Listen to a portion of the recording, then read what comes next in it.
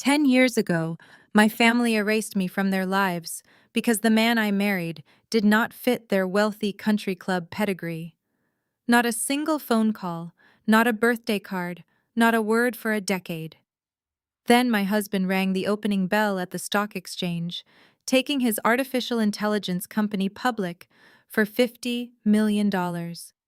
Suddenly, my estranged mother was standing on my front porch, shoving a manila folder into my chest and telling me the family was finally ready to forgive me, as long as I paid their price. What I did next completely destroyed her perfect suburban illusion. My name is Bethany, and I am 33 years old. I run a boutique crisis management public relations firm in Silicon Valley. Before I continue this story, let me know where you are watching from in the comments below. Hit like and subscribe if you have ever had to stand up to toxic relatives who only love you when it benefits them financially.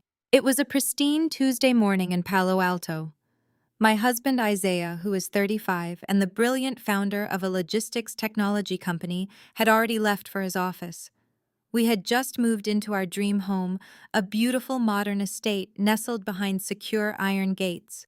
The dust from the moving boxes had barely settled. I was standing in the custom marble kitchen, pouring my second cup of coffee and reviewing a client strategy brief on my tablet, when the security chime echoed through the long hallway. I walked over to the wall-mounted monitor, expecting to see a delivery driver. My breath caught in my throat. Standing outside the massive wooden front door was a woman I had not seen in 3,650 days. It was Beatrice, my mother. She wore her signature cashmere coat and carried a designer handbag that probably cost more than my first car. She looked older, and her face was lined with a tightness that expensive facial treatments could not completely hide, but her posture was as rigid and demanding as ever. I did not panic. In my line of work, panic is the enemy. I handle corporate disasters for a living, so I viewed the woman on my porch as just another crisis waiting to be managed. I set down my coffee mug, walked through the sunlit foyer, and opened the heavy door. I expected a moment of hesitation. I expected her to perhaps fake a tear or offer a superficial apology for the decade of silence. I expected some level of human decency. Instead, Beatrice did not even blink. She did not say hello. She did not ask how I was doing. She simply pushed past me, letting the scent of her heavy floral perfume invade my home, and stepped right into my private sanctuary. She looked around the grand entrance with a critical eye, running her manicured fingers over the edge of a console table. "Nice high ceilings," Beatrice said, her tone dripping with passive aggression. "A bit austere for my taste, but I suppose it will do for now." I closed the door slowly, keeping my voice perfectly level. "You have exactly 3 seconds to explain how you tailgated someone through my security gate and why you are standing in my house." Beatrice turned to face me, completely unbothered by my hostility. She reached into her oversized bag and pulled out a thick manila folder, shoving it directly against my chest. I instinctively caught it before it hit the floor. "We saw the financial news yesterday," Beatrice said casually, smoothing out a wrinkle in her coat. $50 million. Your father Charles and I discussed the situation at length over dinner. We have decided that it is time to let bygones be bygones. We are ready to forgive you, Bethany. We are ready to welcome you back into the family fold." The sheer audacity of her words hung in the air like toxic smoke. I looked at the woman who had brought me into the world and felt absolutely nothing but cold, professional detachment. "Forgive me," I asked, my voice echoing slightly in the large space. "You are ready to forgive me." "Beatrice, you did not just skip my wedding. You sent a mass email to our entire extended family claiming I was dead to you because Isaiah did not fit our pedigree. You told everyone to boycott my ceremony because you could not stomach the thought of your daughter marrying a black man who grew up without a trust fund. You do not get to cash in on the resurrection just because that same man is now worth $50 million. Beatrice waved her hand dismissively, as if my trauma was nothing more than a minor scheduling conflict. That was a highly emotional time for everyone, she insisted. You were being rebellious, and we were protecting the family image. But you have clearly done well for yourself now. Isaiah has proven he can provide. Therefore, the family is willing to look past the disrespect you showed us 10 years ago. I opened the manila folder, my eyes scanning the heavily formatted documents inside. It was not a letter of reconciliation, it was a list of financial demands drawn up by a lawyer. I read the numbers and let out a sharp laugh of pure disbelief. You want $2 million to save Felicity and her failing boutique? I read aloud, referring to my older sister. And you want $5 million to cover the bad commercial real estate investments your husband made last year. You came to my house after 10 years to hand me a $7 million invoice. It is an investment in your family, Beatrice corrected, her chin lifting defensively. Felicity is your sister. She is struggling. And your father, Charles, simply had some bad luck with the market. $7 million is pocket change to you and Isaiah now. Consider it a late dowry. A way to buy your way back into our good graces. I closed the folder and tossed it onto the console table. I am going to tell you this once, and I am going to use very simple words so you understand me perfectly. Get out of my house. You will not see a single cent of our money. You are not my family. You lost the right to call yourself my mother the day you told me to drop my last name. Beatrice did not move toward the door. Instead, her expression hardened, shedding the fake maternal warmth and revealing the ruthless manipulator underneath. The woman who had controlled our entire family through fear and financial threats was now cornering me in my own home. You should think very carefully about your next words, Bethany, she warned, her voice dropping to a dangerous whisper. You see, Felicity's husband Preston has been doing some digging. He knows a lot of people in the tech industry. It would be a terrible shame if word got out that Isaiah did not actually write the algorithm that made his company so valuable. I froze, staring at her. What are you talking about? Beatrice smiled, a cold, calculating look that sent a chill down my spine. Preston has documentation showing that he pitched a very similar logistics concept to Isaiah years ago. It would look incredibly suspicious to the media and to your new board of directors if they found out Isaiah built his $50 million empire on stolen intellectual property from his white brother-in-law. She was trying to blackmail me. My own mother was standing in my foyer threatening to destroy my husband's hard-earned reputation if I did not pay her a $7 million ransom. The sheer evil of her plan was breathtaking. She knew exactly how fragile a newly public company could be. She knew that a scandal regarding stolen intellectual property could tank the stock price before the ink on the public offering was even dry. If you do not sign that wire transfer agreement by tomorrow morning, Beatrice continued, buttoning her cashmere coat with slow, deliberate movements, we will go to the press. We will tell them exactly what kind of man you married. The board of directors will demand an investigation. The stock will plummet. You will lose everything you just gained. But if you pay the $7 million, we will stay quiet. We will even come to your holiday parties and pretend we always loved him. It is a very reasonable price for peace of mind. I stepped closer to her, invading her personal space, until she was forced to look me directly in the eye. You are threatening to ruin an innocent man out of pure greed, I said, my voice dangerously low.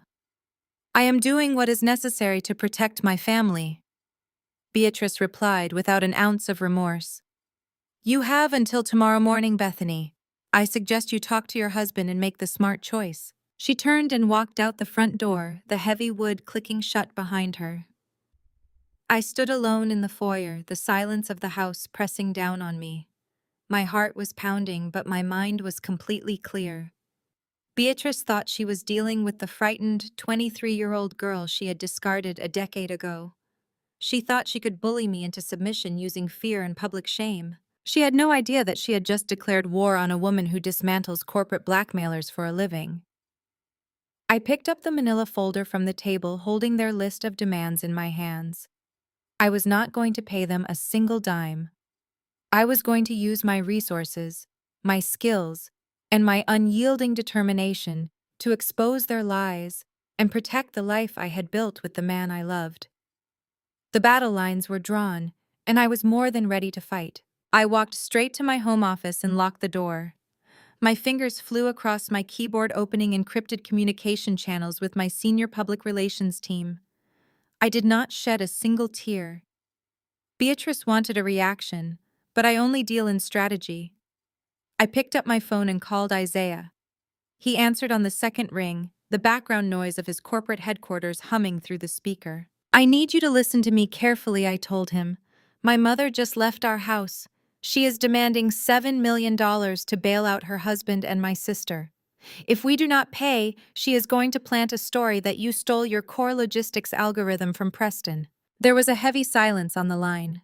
Isaiah is a man of logic, a brilliant engineer who views the world through data and ethical frameworks.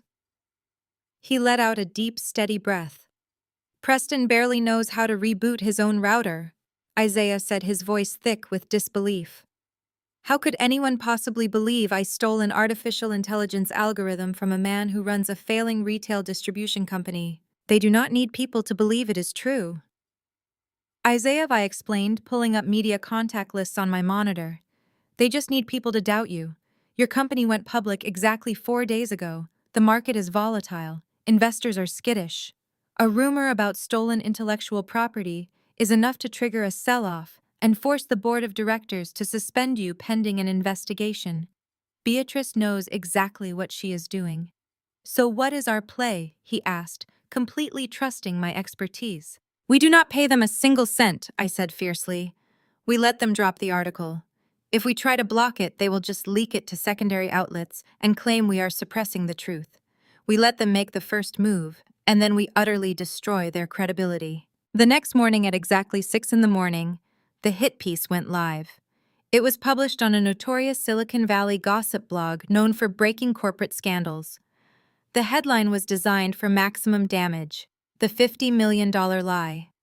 Did tech darling Isaiah build his empire on a stolen foundation? The article cited an anonymous source close to the family, claiming that 10 years ago, Preston had pitched the initial wireframe for the logistics software to Isaiah during a family dinner. The article even included grainy screenshots of emails allegedly sent from Preston to Isaiah, discussing the core coding architecture. By 7 a.m, my phone was ringing constantly. By 8, the company's stock had dropped 4%. By 9, the board of directors had summoned Isaiah for an emergency meeting. The narrative was spinning out of control, exactly as Beatrice had planned. I drove to Isaiah's headquarters and bypassed the frantic reception desk, walking straight into the executive boardroom. The room was filled with nervous investors and corporate lawyers sweating through their expensive suits. Isaiah stood at the head of the table looking exhausted but resolute. When I walked in, the lead corporate counsel stood up. Bethany, we are considering issuing a blanket denial and offering a quiet settlement to your brother-in-law, the lawyer said nervously. We cannot afford a protracted legal battle over intellectual property right now. The shareholders are panicking. I slammed my briefcase onto the mahogany table. There will be no settlement, I announced, locking eyes with every person in that room. You do not negotiate with terrorists, and you certainly do not pay extortion money to my family. They forget who they are dealing with. I manage global crisis communications for a living. By the time I am done with Preston, nobody will believe he could code a microwave, let alone a global logistics algorithm. I took over the projection screen and connected my tablet. While you were all panicking about a blog post, I spent the last 3 hours doing my job, I told the board. I hired an independent digital forensics firm to analyze the screenshots of those supposed emails between Preston and Isaiah. I brought up the grainy images from the article side by side with a forensic data report. Look at the timestamps and the server routing data, I pointed out. The metadata proves these emails were generated yesterday using a virtual private network routed through a cheap server in Eastern Europe. Preston forged them. He is not a coding genius. He is a desperate man making sloppy mistakes. The board members leaned forward, the tension in the room shifting from panic to calculated anger. But proving they are forged takes time, the lead lawyer argued. The media will run with the theft narrative for weeks before the truth catches up. That is why we are not going to talk about the forgery, I replied with a sharp smile. We are going to change the conversation entirely. If you want to kill a bad story, you do not defend yourself. You drop a bigger story. I switched the slide on the projector, revealing a complex web of financial documents, bank statements, and public real estate records. I had not just looked into the fake emails. I had spent the entire night digging into the finances of Preston's retail distribution company and my father Charles' real estate firm. If they wanted to play dirty, I was ready to play scorched earth. Preston did not demand this money because he wants equity, I explained to the captivated room. He demanded it because he is going to prison if he does not get it. I pointed to a series of highlighted bank transfers on the screen. Preston's company has been completely insolvent for over a year. He has been faking his revenue reports to maintain his country club lifestyle. But it gets better. To cover his massive debts, Preston has been actively embezzling funds from his own father-in-law.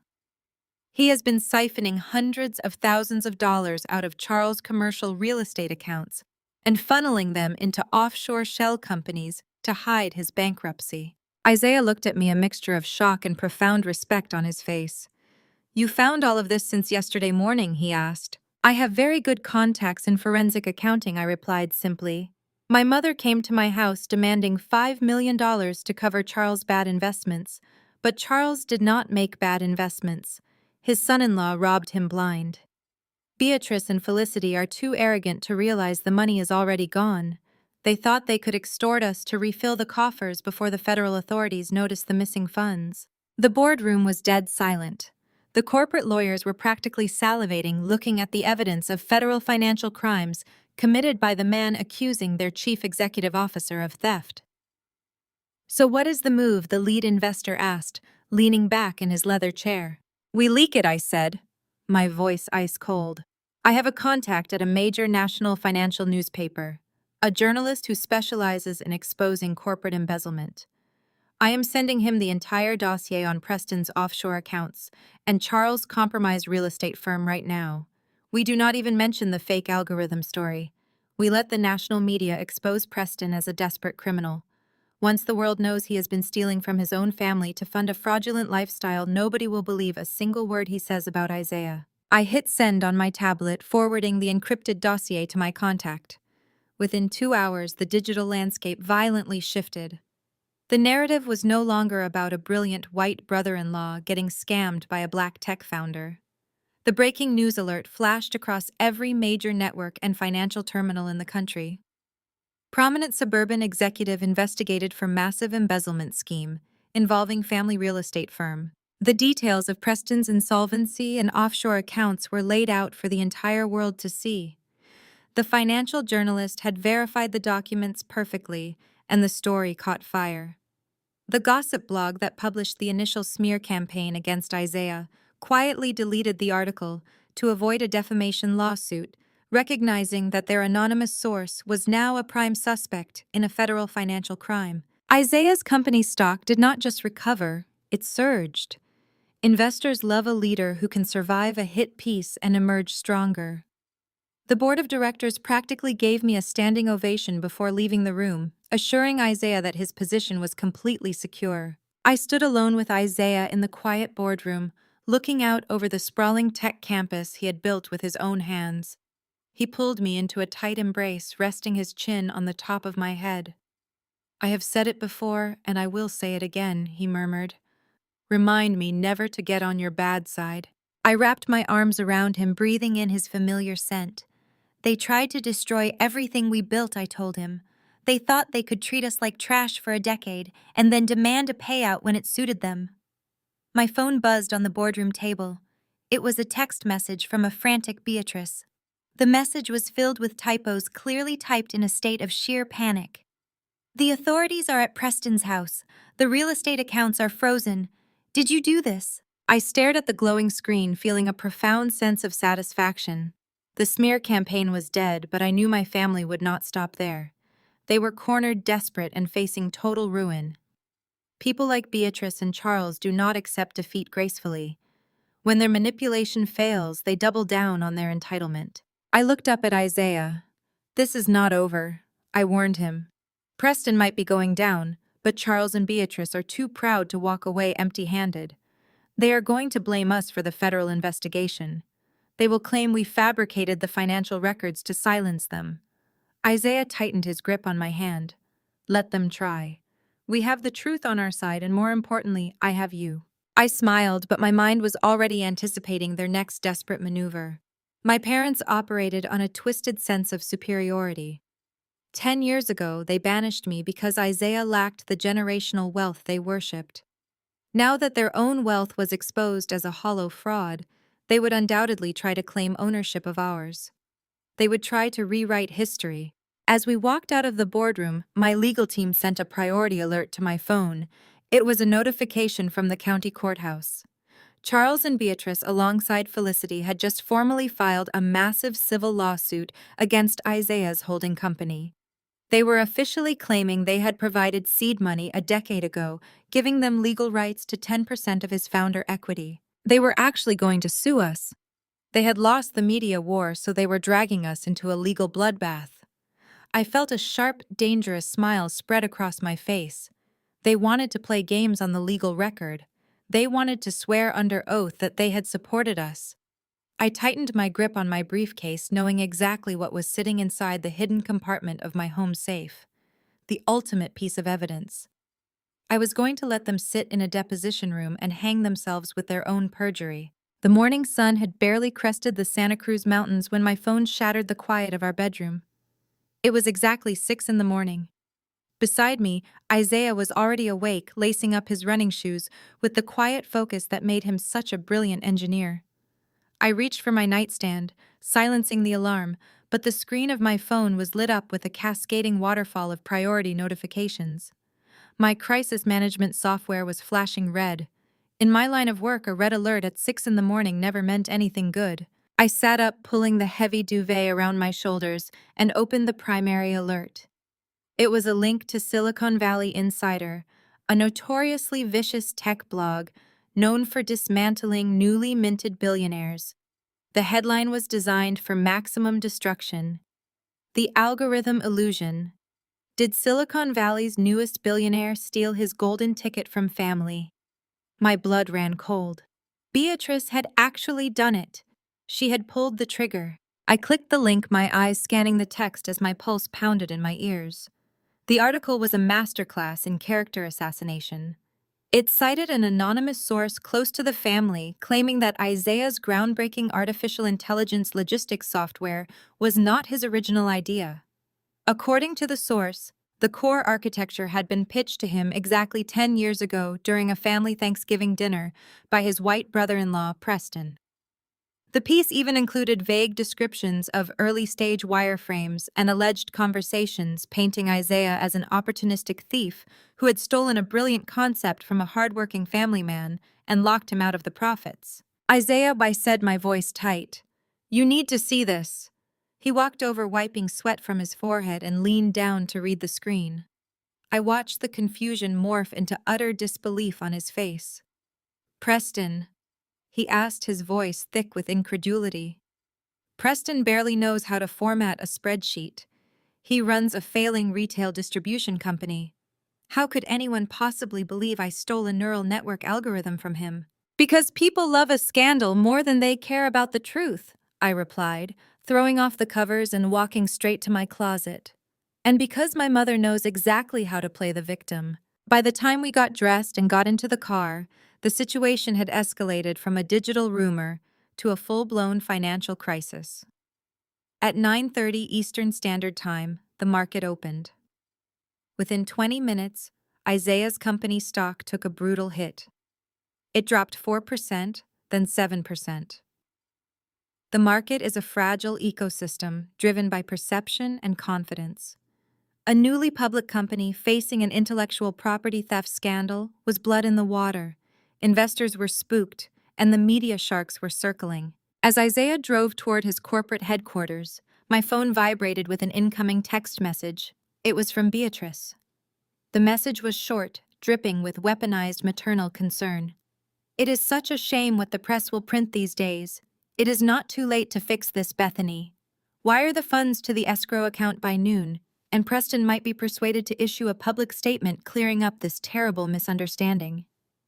Think of your husband's future." I stared at the screen, feeling a surge of pure, unadulterated disgust. They genuinely believed they had won. They thought they had backed us into an inescapable corner.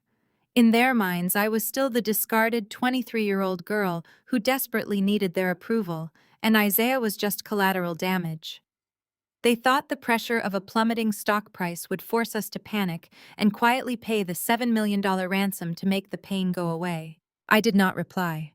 Silence is a weapon, and I intended to use it. When we arrived at the corporate campus, the atmosphere was frantic. We bypassed the buzzing reception area and took the private elevator directly to the executive floor. The glass-walled boardroom was already packed. The board of directors, a group of seasoned venture capitalists and risk-averse financial managers, were pacing the room. Their tailored suits could not hide the sheer panic radiating from them. Isaiah took his seat at the head of the long mahogany table, maintaining his calm exterior. I stood near the back of the room, observing the dynamics. As a crisis public relations expert, I knew that the internal panic was always more dangerous than the external scandal. Isaiah, we have a massive problem. The lead investor, an older man named Richard, began immediately. The financial networks are picking up the blog post. The stock is bleeding. We are getting calls from major institutional shareholders demanding an explanation. The allegations are completely fabricated. Isaiah stated, his voice calm and authoritative. Preston has absolutely no background in coding logistics or artificial intelligence. There is zero evidence because the event never happened. That does not matter right now, Richard fired back, slapping his hand on the table. Optics matter, perception matters. We just took this company public 4 days ago. We cannot afford a protracted legal battle over intellectual property rights. It will tie up our development pipeline and spook our key clients. The lead corporate counsel, a sharp woman named Sarah, stepped forward. We are drafting a blanket denial, but we strongly advise a strategic retreat. We should reach out to this brother-in-law quietly. We offer a settlement, a nuisance fee, $2 or $3 million, and a strict non-disclosure agreement. We pay him to go away, and the stock recovers by tomorrow. I watched Isaiah clench his jaw. He was a man of absolute integrity, and the idea of paying off a liar was repugnant to him. But the pressure in the room was suffocating. The board was terrified, and terrified people make terrible decisions. Richard leaned over the table. Isaiah, we need to protect the shareholders. We strongly suggest you step down as chief executive officer temporarily. Just take a brief administrative leave while we conduct an internal investigation. It shows the market we take intellectual property theft seriously. We pay the settlement, you come back in a month, and this all goes away. They were asking him to surrender. They were asking him to hand over the company he built from scratch because my family had thrown a temper tantrum. I had heard enough. I stepped away from the glass wall and walked slowly toward the center of the boardroom. The click of my heels on the hardwood floor drew every eye in the room. Richard frowned, looking at me as if I were a lost intern. Bethany, we appreciate you being here to support your husband, Richard said, his tone patronizing. But this is a highly sensitive corporate and legal matter. We need to handle this internally. I did not stop until I was standing directly next to Isaiah. I placed my hands on the mahogany table and looked Richard dead in the eye. You are not going to handle anything, I said, my voice carrying across the silent room. There will be no temporary leave of absence. There will be no internal investigation. And there will absolutely be no multi-million-dollar settlement paid to my extortionist family. Sarah, the corporate counsel, stood up. With all due respect, Bethany, you do not understand the legal exposure here. If they drag this into court, we lose millions just in filing fees and stock dips. I cut her off smoothly. With all due respect, Sarah, you do not understand who you are dealing with. You are looking at this like a corporate legal dispute. You are treating it like a legitimate intellectual property claim that needs to be mitigated. It is not. It is a targeted emotional shakedown. I unclasped my briefcase and pulled out my tablet, connecting it to the main projector screen. The blog post appeared in massive letters on the wall behind me. My mother came to my house yesterday and demanded $7 million to bail out her husband's terrible real estate investments and her daughter's failing boutique, I explained, projecting my voice so every billionaire in the room heard me clearly. When I threw her out, she threatened to plant this exact story. They are not looking for a prolonged legal battle because they cannot afford the filing fees. They are relying on your exact reaction. They want you to panic. They want you to throw money at the problem so they can quietly avoid bankruptcy. Richard crossed his arms, clearly uncomfortable but listening. Even if that is true, the market does not care about your family drama. The stock is dropping. We have to stop the bleeding. If we do not settle, how do you propose we fix the optics? You do not fix a smear campaign by acting guilty, I said, staring down the entire board. When you step down temporarily, you validate their lie. When you pay a settlement, you admit defeat. You do not surrender to bullies. You destroy their credibility so thoroughly that no one ever questions you again. I tapped the screen, bringing up a blank document. I am not going to let a group of panicked investors hand my husband's hard-earned money to the people who disowned me 10 years ago. Isaiah looked up at me, a mixture of surprise and deep affection in his eyes. He knew I was stepping into the line of fire for him. "What is the play, Bethany?" he asked, his voice steady. I turned to look at my husband, offering him a cold, calculated smile. I felt the adrenaline of the crisis sharpening my senses. My mother and sister thought they could play the media. They thought they could manipulate the narrative. They made a massive miscalculation, I told the boardroom. They launched a public relations war against a man without realizing who is standing right beside him. I looked back at the board of directors, my smile turning razor sharp. They forgot what his wife does for a living. Let me show you how we kill a story. I turned away from this projection screen and faced the corporate lawyers. My voice was calm but carried the weight of absolute authority. I instructed them to close their laptops and step away from the press release drafts. We were not issuing a denial. I watched the lead investor open his mouth to protest, but I raised my hand to stop him. A denial is inherently defensive. It tells the media that we are bleeding and frantically trying to apply a tourniquet. If we release a statement now, we legitimize the blog post as a scandal worthy of a corporate response. We needed to let the poison circulate just long enough to trace its exact origin. I promised the board that by the end of the day, they would have a weapon much more powerful than a press release. I promised them total annihilation of the accuser. Isaiah dismissed the board members, leaving just the two of us in the massive glass-walled room. He trusted me implicitly. He knew that when I stepped into crisis mode, I operated with surgical precision. I immediately opened a secure encrypted communication channel with my senior digital forensics team back at my public relations firm. My lead investigator, David, is a former cybersecurity intelligence operative who treats corporate espionage like a personal insult. I sent him the link to the blog post and gave him a single directive. I told him to strip the article down to its source code, trace the anonymous tip's digital footprint, and tear apart the alleged screenshot evidence. While David worked, Isaiah and I sat in the quiet boardroom. I watched my husband analyze his own code on his laptop, refusing to let the panic of the market distract him from his actual work. He was the most brilliant man I knew. The idea that my sister Felicity's husband Preston could have invented Isaiah's artificial intelligence algorithm was mathematically laughable. Preston was a man who inherited a retail distribution company and spent his days playing golf and posting motivational quotes on professional networking sites. But the general public did not know that. The public only saw a wealthy white businessman claiming a black tech founder stole his legacy. It was a narrative designed to exploit societal biases, and Beatrice knew exactly what she was doing when she pulled that trigger. 2 hours later, David sent the first decrypted data packet to my secure tablet. I opened the file and felt a sharp, predatory smile form on my lips. Preston had not just lied to the gossip blog, he had attempted to manufacture a paper trail.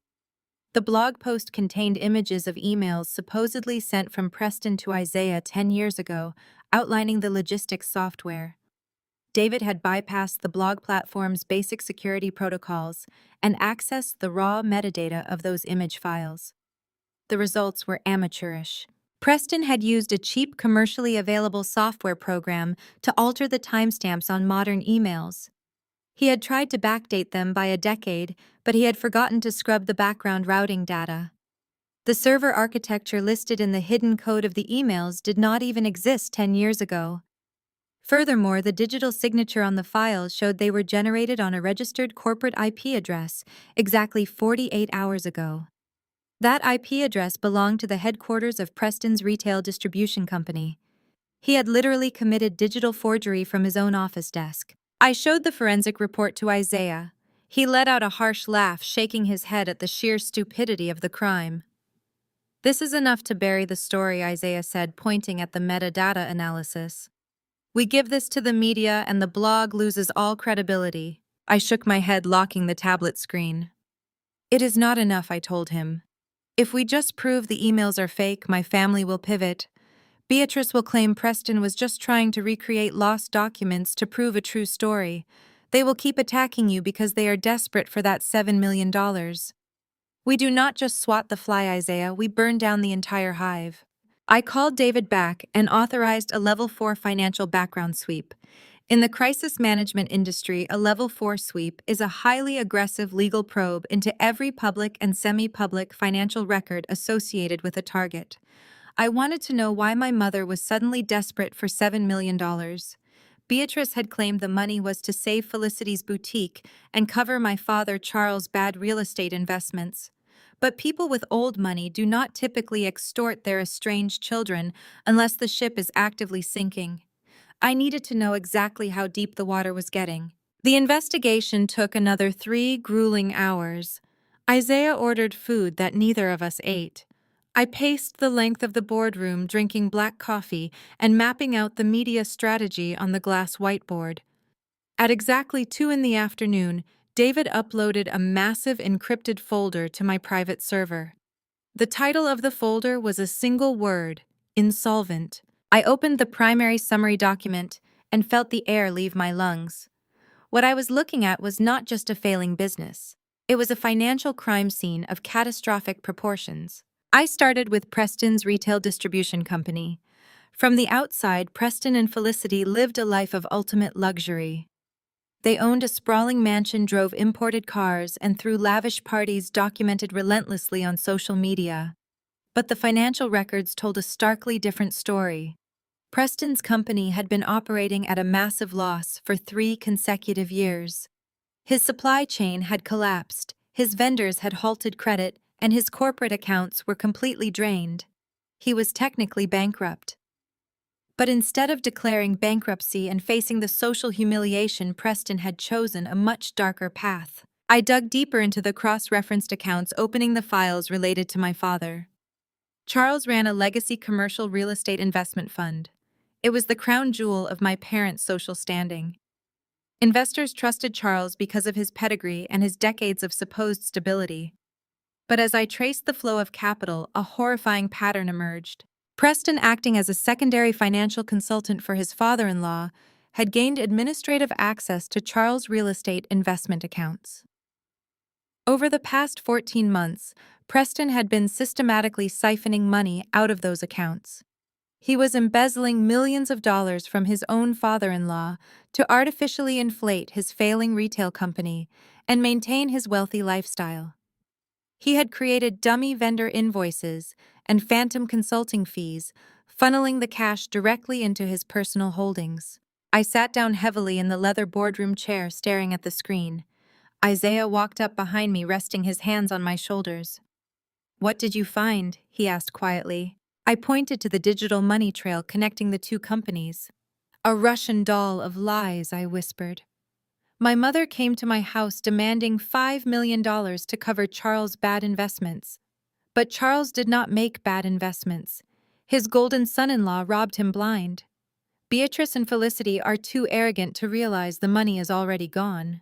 They thought they could extort us to refill the real estate fund before the federal authorities or the investors noticed the missing capital.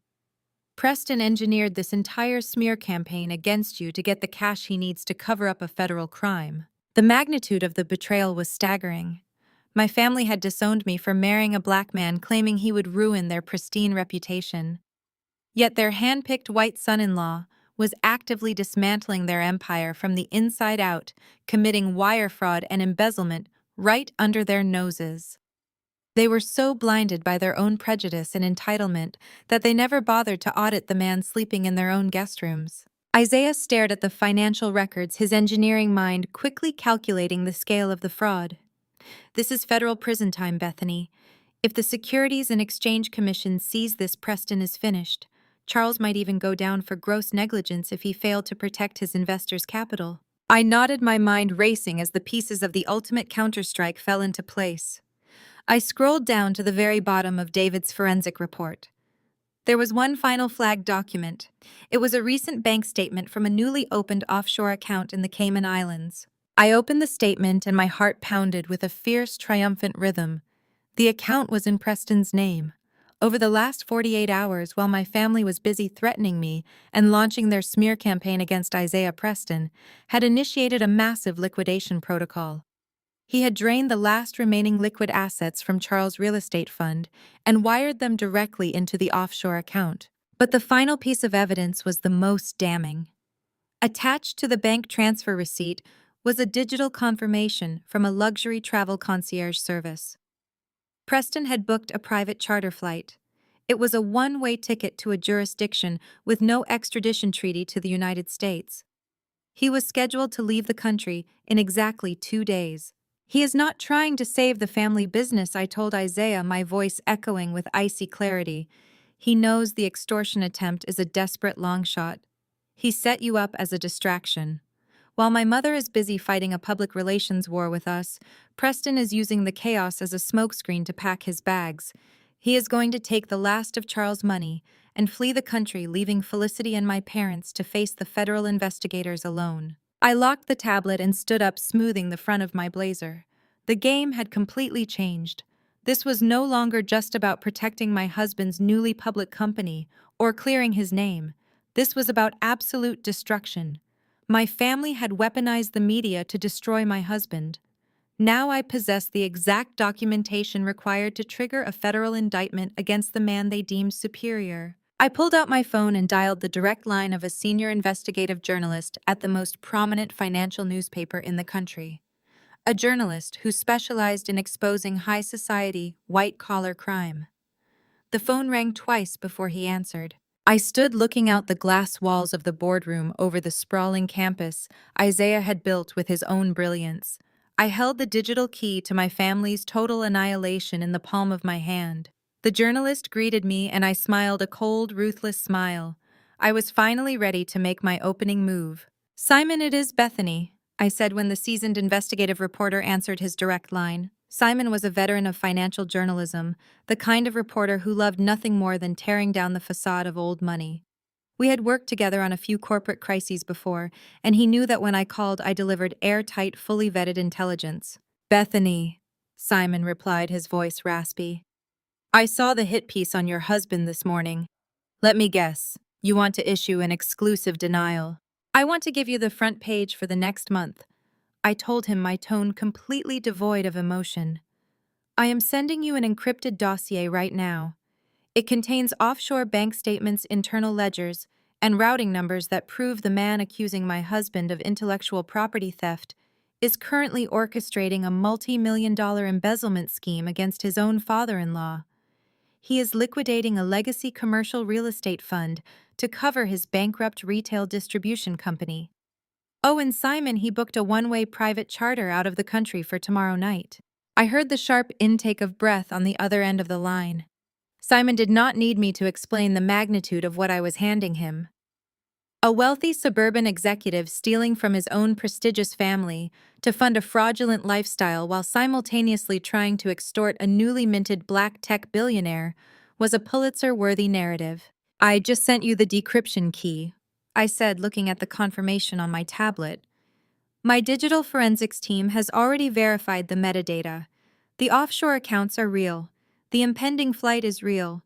The intellectual property theft accusation was just a desperate smokescreen to create market chaos so he could slip away with the remaining cash. Give me until 5 tomorrow morning," Simon said, the sound of frantic typing already echoing through the receiver. "I need my legal team to review the financial documents to avoid libel, but if this is as bulletproof as you say, I am blowing up the front page." "It is bulletproof," I assured him. "Happy hunting, Simon."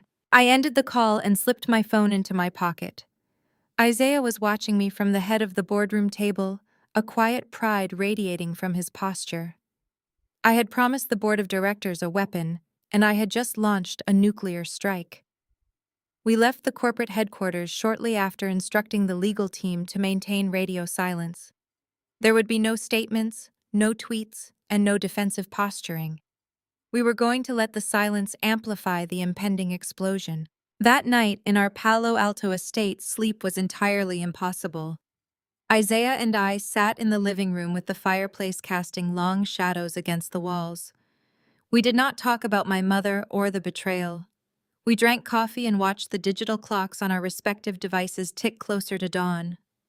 I had spent my entire adult life building barriers to protect myself from my family. Now I was systematically dismantling the false pedestal they had placed themselves on for decades. At exactly 5 in the morning, my tablet chimed with a priority news alert. I opened the screen and felt a cold wave of absolute victory wash over me. Simon had not just published the article, he had engineered a digital masterpiece. The financial newspaper blasted the story across every major platform newsletter and social media channel simultaneously. The headline was merciless: "The Illusion of Old Money. How a Desperate Executive Embezzled Millions and Faked a Tech Scandal to Fund His Escape." I read through the article, reading the exact details my forensics team had uncovered, now broadcast to millions of readers. Simon laid out the entire timeline. He detailed Preston's failing retail distribution company, the fake vendor invoices, and the millions siphoned from Charles' real estate fund into the Cayman Islands account. The article expertly framed the smear campaign against Isaiah as the desperate flailing of a cornered criminal trying to extort a quick settlement before the federal authorities noticed the missing capital. Simon even included the flight itinerary for the private charter plane, cementing Preston's status as a flight risk. Within 30 minutes, the internet erupted. The narrative shifted with violent whiplash. The public and the media, who had eagerly consumed the gossip blog post the day before, were now tearing it apart. The tech blog that published the original lie scrambled to issue a massive retraction, scrubbing the article from their servers and posting a lengthy apology to Isaiah to avoid being named as a co-conspirator in Preston's extortion scheme. By 7 in the morning, my phone was lighting up with frantic texts from the same corporate board members who had demanded Isaiah step down just 24 hours ago. Now they were singing his praises, calling him a visionary who handled corporate espionage with unparalleled grace. At 9:30, the stock market opened. The opening bell rang, and I watched the financial ticker on my monitor with bated breath. Isaiah's company stock did not just stabilize, it skyrocketed. Investors love a survivor. The market viewed Isaiah as a bulletproof leader who had weathered a massive targeted attack without flinching. Institutional buyers flooded in, driving the stock price 12% higher than its initial public offering price. The crisis had not destroyed us. It had cemented our power. Isaiah pulled me into a tight embrace as we watched the green numbers climb. "We did it," he whispered, kissing my forehead. "You did it." I smiled, but my eyes remained fixed on the secondary news feeds, monitoring the fallout. The financial victory was secured, but the personal retribution was just beginning. I switched the news channel on the massive television in our living room to a local broadcast network covering my parents' affluent suburban neighborhood. What I saw made me stop breathing. Local news helicopters were circling a sprawling white mansion. It was Felicity and Preston's house. The driveway was blocked by 3 dark sport utility vehicles. Agents wearing dark windbreakers with stark yellow letters spelling out FBI across their backs were marching up the pristine front steps. Simon had clearly tipped off his federal contacts before publishing the article. The Securities and Exchange Commission and the Federal Bureau of Investigation do not wait politely when a suspect is a documented flight risk with offshore accounts. I turned up the volume on the television. The news anchor spoke with breathless excitement, detailing how federal agents were executing a search and seizure warrant at the home of the prominent local businessman following the explosive financial exposé. The camera zoomed in on the front door as it was pulled open. Felicity stepped out onto the porch. My older sister, who had spent her entire life looking down her nose at my choices, who had sneered at my wedding and treated my husband like dirt, was completely falling apart on live television. She was wearing a silk robe, her hair unbrushed, screaming at the federal agents as they pushed past her into the house. She grabbed at one of the agents trying to block the door, but another officer firmly moved her aside, pointing a stern finger at her to back down. A few moments later, Preston emerged. He was not wearing his expensive tailored suits. He was in sweatpants, his hands cuffed tightly behind his back. The arrogant golden boy of the family looked terrified, his head ducked down to avoid the glaring lenses of the news cameras gathered at the end of his driveway. The agents guided him into the back of a federal vehicle, shutting the door with a heavy, definitive thud. My phone began to vibrate violently on the coffee table. The caller identification flashed the name I had been waiting for all morning. It was Beatrice. My mother was calling me. The woman who had stood in my foyer yesterday demanding $7 million and threatening to ruin my life was now calling me in the midst of her own total destruction. I let it ring. I watched her name flash on the screen, listening to the buzzing sound against the glass table until it finally went to voicemail. 10 seconds later, it rang again. Then a barrage of text messages began to flood my screen. Bethany, answer the phone. The FBI is at Felicity's house. They arrested Preston. Charles' bank accounts are completely frozen. The bank says the money is gone. Please, Bethany, you have to help us. They are taking everything. I picked up the phone and read the messages, my expression hard and unyielding. They had truly believed their own lies. Beatrice and Charles had been so utterly convinced of their own superiority that they never once audited the man who was managing their legacy. They had blindly trusted Preston because he looked the part while actively trying to destroy the man who had actually earned his wealth through brilliance and hard work. Now the illusion was shattered. The money was gone. The reputation they worshipped was currently being broadcast as a national joke on every news network in the country. They were ruined. Isaiah looked at the messages on my phone and then at me. "What is your next move?" he asked, his voice calm and supportive. I locked the screen of my phone and slipped it into my pocket. "My next move is to let them bleed," I said, turning back to the television screen where my sister was collapsing onto her front steps, sobbing as the federal vehicles drove away. They wanted to start a fire. Now they get to sit in the ashes. The panic setting in across my family must have been suffocating. Charles was likely fielding calls from furious real estate investors demanding to know where their money went. Felicity was facing the reality that her entire lifestyle was funded by stolen capital. And Beatrice, the mastermind behind the extortion attempt, was watching her carefully curated kingdom burn to the ground. But I knew Beatrice well enough to know she would not accept defeat quietly. When narcissists lose control, they become desperate. They would look for a lifeline. They would look for someone to blame or someone to save them. And with Preston in federal custody and the real estate firm frozen, they only had one place left to turn. They would come back to me. Not with threats this time, but with tears and guilt and the heavy weapon of familial obligation. They would expect me to use Isaiah's newly solidified wealth to bail them out of the federal disaster they had blindly walked into. They would demand that I pay the lawyers, cover the missing funds, and save them from the public humiliation. I looked out the window of my beautiful home, feeling a profound sense of readiness. Let them come, I thought. Let them show up with their tears and their pleas. They had absolutely no idea that I had already prepared the final devastating blow. The counter-strike was over, but the execution was just about to begin. The silence from my mother was temporary. I knew Beatrice too well to believe she would simply surrender and accept the ashes of her ruined kingdom. For 3 days, I ignored the calls. My phone was a constant stream of digital desperation. She transitioned rapidly from begging for financial salvation to demanding respect, and finally to spewing vitriolic hatred. The reality of Preston sitting in a federal holding cell and the immediate freezing of Charles' commercial real estate accounts had finally penetrated their delusions of grandeur. They were drowning in a financial sinkhole entirely of their own making. I watched the local news coverage taper off, replaced by the cold, hard silence of an impending federal indictment for my brother-in-law. I knew my parents better than anyone else did. They were creatures of immense pride and survival instincts. When cornered, they did not reflect or apologize. they lashed out with incredible malice. They needed cash immediately to hire high-powered federal defense attorneys for Preston and to pacify the furious investors who were demanding their missing funds from Charles' portfolio. The extortion attempt on my front porch had failed spectacularly. The media smear campaign had backfired and ruined them instead.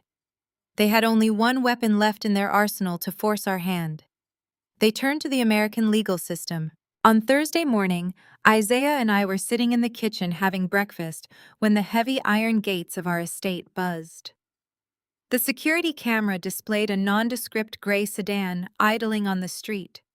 A man in a cheap wrinkled suit stepped out, holding a thick stack of manila envelopes. I recognized the distinct posture of a process server instantly. I authorized the gate to open. Isaiah walked out to the sprawling driveway to meet the man returning moments later with a profoundly grim expression. He dropped the heavy stack of legal documents onto the marble kitchen island. The thud echoed loudly in the quiet room. I picked up the first page and read the plaintiff line. Charles and Beatrice had filed a massive civil lawsuit against Isaiah's holding company. I scanned the formal complaint, my eyes narrowing as I absorbed the sheer audacity of their claims. They were not suing for emotional distress or defamation. They were suing for founder equity. According to the brilliantly crafted fiction laid out in the legal filing, my parents claimed they had provided critical seed money to Isaiah exactly 10 years ago. They alleged this initial financial support was a vital angel investment that funded the very first iteration of his artificial intelligence algorithm. Because of this supposed initial investment, they were legally demanding a 10% equity stake in his newly public company. 10% of a $50 million valuation was exactly $5 million. That was the precise amount Beatrice had originally tried to extort from me on my front porch. It was a breathtakingly brazen lie. They had never given Isaiah a single dime. They had explicitly refused to attend our wedding because they firmly believed a black man with no trust fund was entirely beneath their social standing. Yet here it was typed out in sterile legal jargon, weaponizing the justice system to steal what they could not secure through blackmail. I tossed the thick packet of papers back onto the island. I noted the letterhead immediately. They hired a notorious vulture capitalist law firm in San Francisco. This specific firm specializes in aggressive corporate shakedowns. They actively look for newly public companies and file frivolous intellectual property or equity lawsuits right after the initial public offering. They know perfectly well that public companies despise the uncertainty of litigation because it severely spooks the shareholders. The goal of this firm is never to take the case to a jury trial. The goal is to force a quick, quiet, multi-million-dollar settlement just to make the lawsuit disappear before the quarterly earnings report. Isaiah poured himself another cup of coffee. His demeanor remarkably calm for a man being sued for $5 million by his estranged in-laws. It is a highly strategic play for desperate people, he observed, stirring his coffee slowly. They know our board of directors just barely survived the blog post scandal. They are betting heavily that the board will not have the stomach for a prolonged legal battle over founder equity. They fully expect us to write a check just to silence them and protect the stock price. I nodded, feeling a cold, calculated fury building deep in my chest. They are trying to bleed us through legal fees and corporate anxiety, I told him. If we fight this in court for years, it will cost us millions in legal representation alone. They want to make the prospect of fighting them vastly more expensive than simply paying them off. It is legalized extortion, plain and simple. They want to trap us in a war of attrition. I immediately contacted our lead corporate counsel. The exact same lawyers who had panicked over the blog post were now facing a very tangible legal threat. During the emergency video conference call later that afternoon, the anxiety in the virtual room was palpable. The lead lawyer, Sarah, advised us that while the claims were highly suspicious and seemingly baseless, proving a negative in corporate court is notoriously difficult. If Charles and Beatrice could produce even a shred of evidence that any money changed hands a decade ago, a sympathetic judge might allow the case to proceed to the discovery phase. The discovery phase meant opening up 10 years of Isaiah's personal and professional financial records to my parents' ruthless lawyers. It was a massive fishing expedition designed to cause maximum operational disruption to the company. We strongly recommend negotiating a hard settlement, Sarah advised, her face tight with stress, on the high-definition monitor. If we offer them $2 million today, we can lock them into an ironclad non-disclosure agreement. It protects the stock price immediately and entirely eliminates the risk of a protracted public trial that could damage our market position. I leaned closely into the camera frame, ensuring every highly paid lawyer on the call could clearly see the absolute resolve burning in my eyes. I said it once, and I will repeat it until it sinks in for all of you. We do not negotiate with terrorists. You are looking at this lawsuit as a standard risk mitigation exercise. I am looking at this as a hostile invasion of our lives. If you pay them $2 million today, they will simply find another reason to sue us in 5 years when the valuation doubles. You do not feed stray wolves and expect them to leave your property peacefully. You break their teeth so they never come back. There will be no settlement under any circumstances. I instructed the legal team to reject any settlement offers outright and prepare for a direct, unyielding confrontation. We would not hide behind standard corporate stalling tactics or procedural delays. We would meet them head-on in the legal arena they chose. The opposing counsel responded with immediate aggression. Realizing we were not going to offer a quick payout to make them go away, they sharply escalated the pressure tactics. 2 days later, a second process server arrived at Isaiah's corporate headquarters.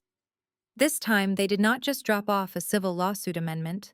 They delivered a formal binding subpoena. Isaiah and I were now legally mandated to attend a hostile deposition at the opposing counsel's high-rise law firm in downtown San Francisco. A deposition meant sitting in a closed, sterile room with a court reporter swearing under oath and being relentlessly interrogated by ruthless corporate attack dogs hired by my parents. They wanted to drag us into an intimidating environment, shine a metaphorical light in our faces, and try to catch us in a verbal contradiction they could manipulate and use in federal court. They wanted to intimidate us thoroughly. They truly believed that forcing us into a rigorous legal interrogation would break our resolve and make us beg for a settlement. Isaiah looked at the heavy subpoena document in his hands, and then looked up at me. "Are you ready for this?" he asked. His voice carried the steady, unwavering rhythm of a man walking willingly into a battlefield alongside his partner. I looked at the formal legal demand, feeling the heavy weight of the upcoming confrontation settling over my shoulders. My parents genuinely thought they held the ultimate trump card in this high-stakes game. They firmly believed they could use the law to successfully rewrite the history of their bigotry and abuse and turn themselves into foundational investors. I reached for my designer briefcase, my fingers brushing lightly against the hidden interior compartment, lined with soft velvet. That specific compartment held the single most important artifact from my painful past. I looked back at my husband, my vision crystal clear, and my strategy flawless. I am going to let them build their entire legal case on a foundation of absolute perjury, I told him, my voice cold and sharp as a blade. And then I am going to watch the floor drop out from under them entirely. The elevator doors slid open on the 42nd floor, revealing a reception area designed entirely to intimidate. The law firm representing my parents occupied the penthouse suite of a glass skyscraper in the heart of San Francisco. The floors were imported Italian marble, and the walls were paneled in dark, imposing walnut. This was not a place where justice was sought. This was a place where wealth was weaponized.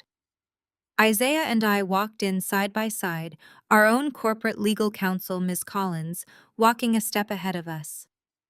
I wore a tailored slate gray suit and carried my structured leather designer bag. I felt the weight of the hidden compartment inside that bag, anchoring me to reality. I was not walking into a trap. I was walking into an execution of my own design. We were escorted down a long, silent hallway into a massive corner conference room.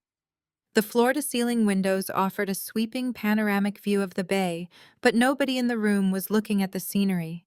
The atmosphere inside the room was thick with hostility and suffocating arrogance. Sitting on the far side of the long, polished mahogany table were Charles and Beatrice. My parents looked exactly as they had a decade ago when they banished me from their lives. Beatrice wore an expression of practiced aristocratic disdain, her hands folded neatly in her lap. Charles sat rigidly beside her, projecting the false authority of a man who believed his money made him untouchable. They looked at Isaiah with naked contempt, and they looked at me with a mixture of pity and triumph. They truly believed they had already won the war. Sitting next to them was their lead litigator, Mr. Beaumont. He was exactly the kind of high-priced legal mercenary I expected them to hire. He wore a custom pinstripe suit and a predatory smile that did not quite reach his cold eyes.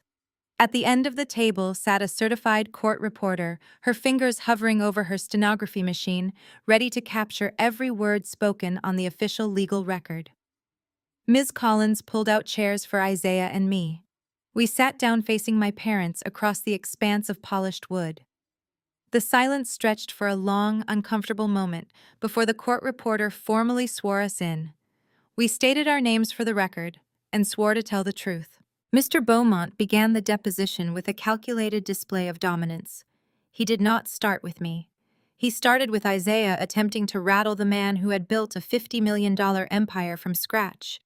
He paced slowly behind his clients, firing off rapid technical and financial questions.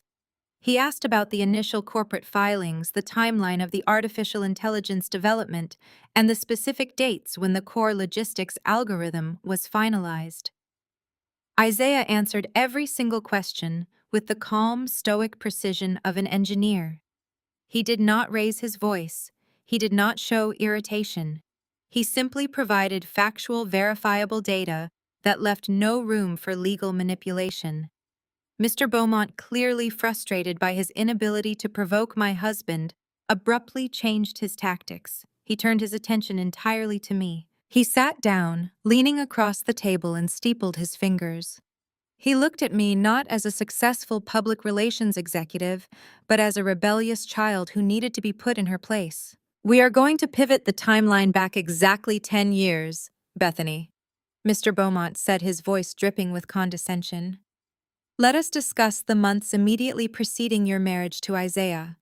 According to my client's records, you were estranged from your family during this period. You had moved out of your parents' estate, and you were struggling financially. Is that a fair assessment of your situation a decade ago?" I kept my posture perfectly straight and my expression completely neutral. I was an estranged 23-year-old woman who had just been disowned by her family because of their blatant racial prejudice, I replied, ensuring my exact words were captured on the stenographer's record. I was financially independent by necessity, not by choice. Mr. Beaumont smiled as if I had just fallen directly into his trap. Financially independent is a very strong term for a young woman working entry-level jobs to pay rent, he countered smoothly. The truth, Bethany, is that you were desperate. Your future husband was working on a risky tech startup that generated zero revenue. You had no safety net. You realized that cutting ties with your wealthy family was a massive mistake, so you crawled back to your father and begged for an angel investment to keep your husband's fledgling company afloat. I heard Beatrice let out a soft, theatrical sigh of maternal sorrow across the table. Charles nodded solemnly, playing the part of the disappointed but generous patriarch. It was a brilliantly constructed fiction. They were using the deposition record to establish a narrative of a desperate daughter and a benevolent father, completely rewriting the actual history of their bigotry and abuse. "That is entirely false," I stated, my voice echoing coldly in the large room. "I never begged my father for a single cent. I never asked them to invest in my husband's company because my husband and I wanted absolutely nothing to do with their money or their toxicity." Mr. Beaumont let out a sharp, patronizing laugh. He stood up slowly, walking over to his leather briefcase. He acted like a magician preparing for his final grand illusion. "It is very easy to sit here 10 years later, surrounded by newfound wealth, and claim you never needed your family," he said, pulling a thick stack of papers from his bag. "But the financial records tell a drastically different story. The legal system relies on paper trails, Bethany, not revisionist history."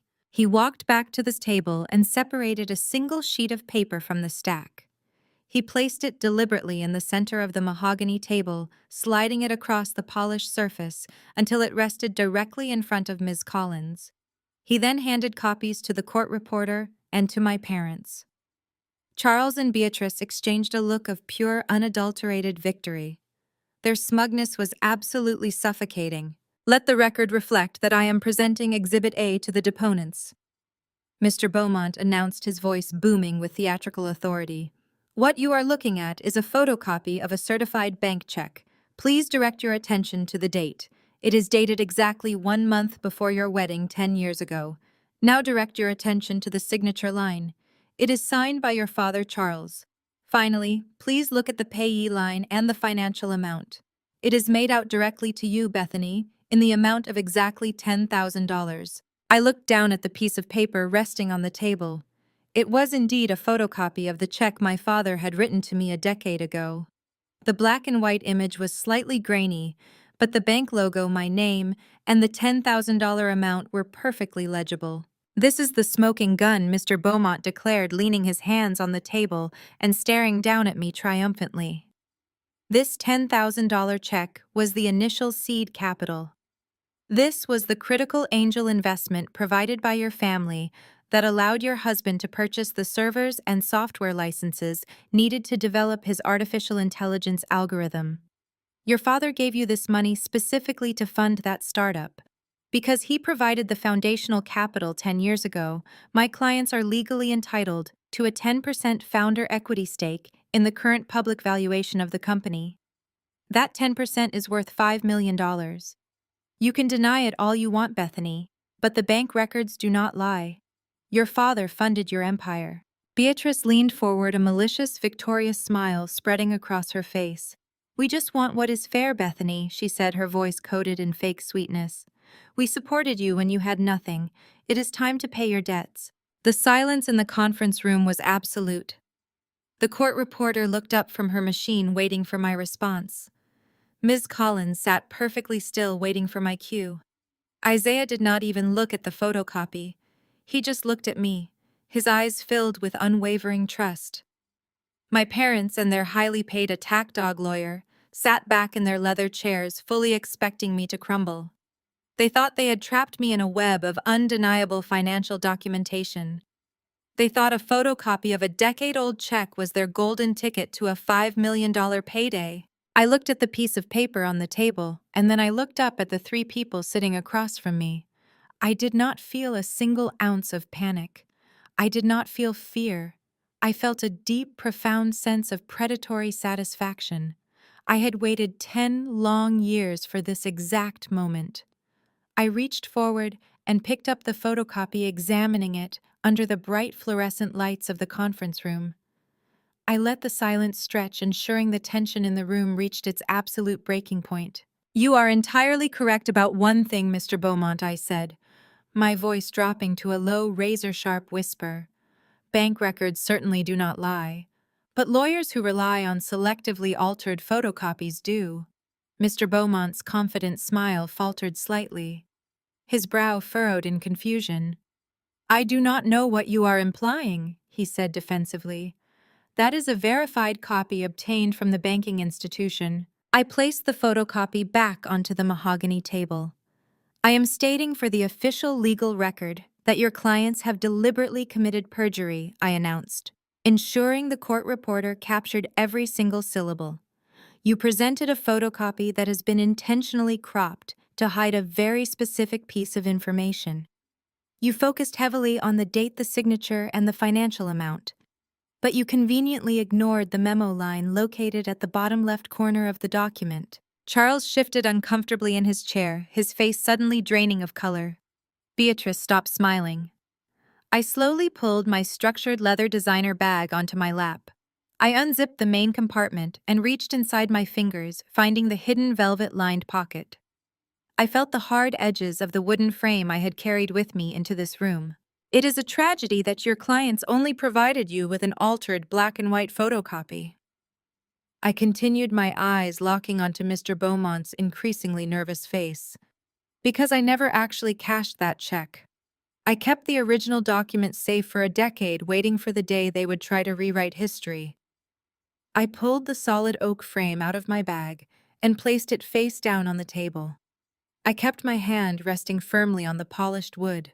Before I turn this over and submit the original physical evidence into the official court record, I said, staring directly into my father's terrified eyes, I want you to explain exactly what you wrote on the memo line of this check before you threw it at my feet 10 years ago. The silence in the conference room was absolute. Charles stared at the oak frame resting beneath my hand. His mouth opened, but no sound came out. The color had completely drained from his face, leaving his skin a sickly pale gray. Beside him, Beatrice gripped the armrests of her leather chair so tightly her knuckles turned white. She knew exactly what was inside that frame. Mr. Beaumont looked back and forth between my terrified parents and my unwavering gaze. His predatory confidence was fracturing. The arrogant smirk that had defined his deposition strategy melted into a mask of deep professional apprehension. He was a man who traded in corporate blackmail, but he was not a fool. He sensed the impending trap. Mr. Vance, the lawyer, demanded, his voice tight with sudden anxiety. What is your daughter talking about? Is there an original document that you failed to disclose to my firm? I did not wait for my father to find his voice. I smoothly picked up the oak frame and flipped it over. The glass face caught the harsh fluorescent lights of the room as I slid it directly across the polished mahogany table toward the court reporter. The original check rested perfectly preserved inside the archival matting. It was not grainy, it was not cropped, it was not altered to hide the ugly truth of my family's prejudice. It was the exact pristine document Charles had handed me a decade ago. Madam Court Reporter, I said, my tone carrying the crisp, unbreakable authority of a woman executing a flawless strategy. I would like to submit this physical artifact into the official record as Defense Exhibit 1. Please examine the document and read the handwritten text located on the memo line at the bottom left corner. Read it aloud for the room. The court reporter adjusted her glasses and leaned forward. She looked at the check and then cleared her throat. The sound seemed deafening in the paralyzed room. The memo line reads, she stated, her voice steady and distinctly professional. Severance. The word dropped like a live grenade onto the center of the table. Severance. Not seed money. Not angel investment. Not foundational startup capital. Severance. I turned my eyes back to Charles. He was visibly sweating now, a cold sheen forming on his forehead. He refused to meet my eyes, preferring to stare blankly at the legal pads in front of him. 10 years ago, I began making absolutely sure every single syllable was captured by the stenography machine. On a rainy Tuesday evening, I stood in the grand foyer of your estate. I had just told you and Beatrice that I was refusing to cancel my wedding to Isaiah. I told you that I loved him, and that your blatant bigotry was not going to dictate my future or my happiness. I leaned forward, resting my forearms on the table, claiming the physical space of the room. You told me that Isaiah was not one of us. You told me he lacked the pedigree required to sit at your dining table. And then, Charles, you opened your expensive leather checkbook. You wrote out this exact check for $10,000. You tore it out and threw it at my feet. Do you remember your exact words to me that night? Charles swallowed hard, his chest heaving slightly. He remained entirely mute. I remember them perfectly, I continued, my voice slicing through the heavy, suffocating air. You pointed at the front door and you said, "Take this severance and never use our last name again." You bought me out of the family, Charles. You paid $10,000 to permanently sever all biological and legal ties with me because the thought of a black son-in-law disgusted you. I walked out into the rain, leaving the check on the marble floor. But I came back the next morning and picked it up. I did not cash it. I framed it. I framed it to remind myself exactly what kind of people I was leaving behind. I paused, letting the devastating reality of my sworn testimony sink into the legal record. Isaiah reached under the table and squeezed my knee, a silent testament to our unbreakable partnership. We had survived their hatred, and now we were burying them with it. And now, I said, shifting my gaze to their highly paid attack dog, let us discuss the severe legal ramifications of the photocopy you just proudly submitted to this room, Mr. Beaumont. The lawyer was staring at the framed check as if it were a venomous snake preparing to strike. His custom pinstripe suit suddenly looked entirely too large for him. As a seasoned litigator, I noted, keeping my tone dangerously polite. I am sure you are intimately familiar with the strict legal definitions of perjury and tampering with evidence. You just submitted a deliberately cropped photocopy of a financial instrument. You attempted to use an altered document to establish a fraudulent claim of founder equity. You fully intended to extort $5 million from a publicly traded company using falsified evidence. Mr. Beaumont's head snapped toward Charles. The lawyer's eyes were wide with a volatile mixture of shock and rapidly escalating fury. Charles, Mr. Beaumont demanded, his voice dropping to a harsh, guttural whisper. Did you intentionally crop the memo line before you provided the financial records to my firm? It was a basic misunderstanding, Beatrice interjected quickly, her voice shrill with rising panic. The copy machine cut off the bottom edge. We simply forgot what was written there. It does not change the core fact that we offered her financial support when she had nothing. Do not insult my intelligence, Beatrice, I snapped, shutting down her pathetic attempt at damage control. You did not forget. You deliberately altered a financial document to commit outright fraud. You blatantly lied to your own legal counsel. You convinced this man to walk into a sworn deposition and present fabricated evidence on your behalf. I looked directly at Mr. Beaumont. I could see the mental calculus running frantically behind his eyes. He was a ruthless vulture capitalist lawyer, but he was not suicidal. He knew exactly what was happening. His clients had played him. They had placed his entire professional reputation and his license to practice law directly into the line of fire just to secure a quick multi-million-dollar payout. Submitting altered evidence during a sworn deposition constitutes a direct fraud upon the court. Mr. Beaumont, my own corporate counsel, Ms. Collins added smoothly, driving the final nail into the coffin. I am absolutely obligated by my ethical duties to report this violation to the State Bar Association. Furthermore, Isaiah's holding company will be filing immediate counterclaims for malicious prosecution and attempted extortion. We will be requesting full legal fees and punitive damages. The specific threat of the State Bar Association was the ultimate trigger. Mr. Beaumont's face contorted into a mask of pure, unadulterated rage. He was not angry at me or Isaiah. He was livid at the two people sitting next to him who had just jeopardized his entire prestigious career. You lied to me, Mr. Beaumont hissed, turning his body entirely toward Charles and Beatrice. He did not care that he was speaking on the official record. He only cared about saving his own skin from the impending legal fallout. I asked you explicitly during our intake meetings if there was any contextual documentation associated with this capital transfer. I asked you under the penalty of perjury to provide unedited original financial records. You handed me a cropped copy and explicitly instructed me to frame it as seed money. Robert, please, Charles stammered, using the lawyer's first name in a desperate, sweaty plea for solidarity. We can fix this. We can pivot the legal strategy and find another angle. There is no pivot, Charles, Mr. Beaumont roared, slamming his hand down violently on his leather briefcase. The loud smack made Beatrice flinch backward in her chair, her eyes wide with terror. You just handed opposing counsel ironclad proof of attempted extortion. You committed perjury today. You forged the context of a financial instrument and you made me the courier of your blatant fraud. Mr. Beaumont did not wait for an apology. He did not wait for a detailed explanation or a promise of more money. He moved with the chaotic, frantic energy of a man escaping a burning building before the roof collapsed.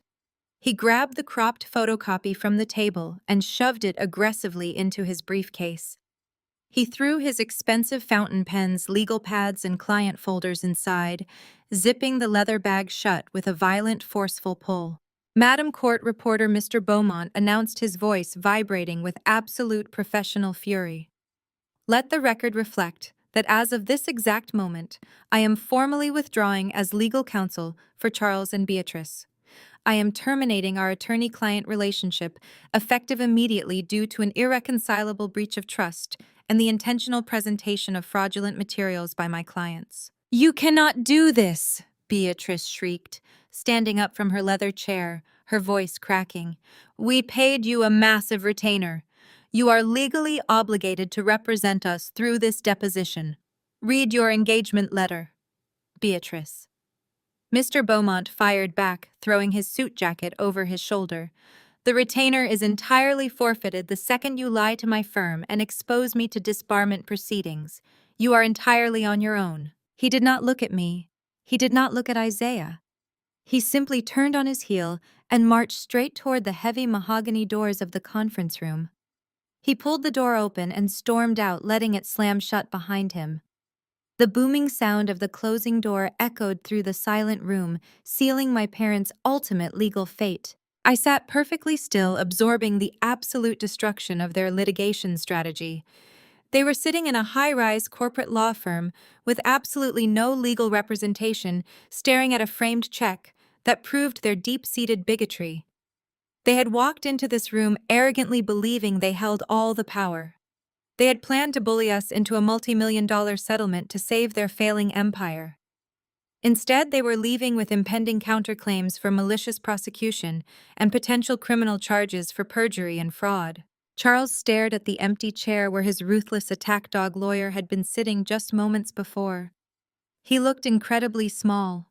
He looked fundamentally broken. The imposing facade of the wealthy, untouchable suburban patriarch had completely evaporated, leaving behind a desperate, terrified man who had just played his final corrupt card and lost everything. Well, I said, breaking the heavy, suffocating silence. I reached across the table and retrieved the oak frame, slipping my original uncashed check safely back into my designer bag. I believe this deposition has officially concluded. Ms. Collins, please ensure the transcript is expedited. I want a certified copy of their perjury sent to our litigation team by tomorrow morning.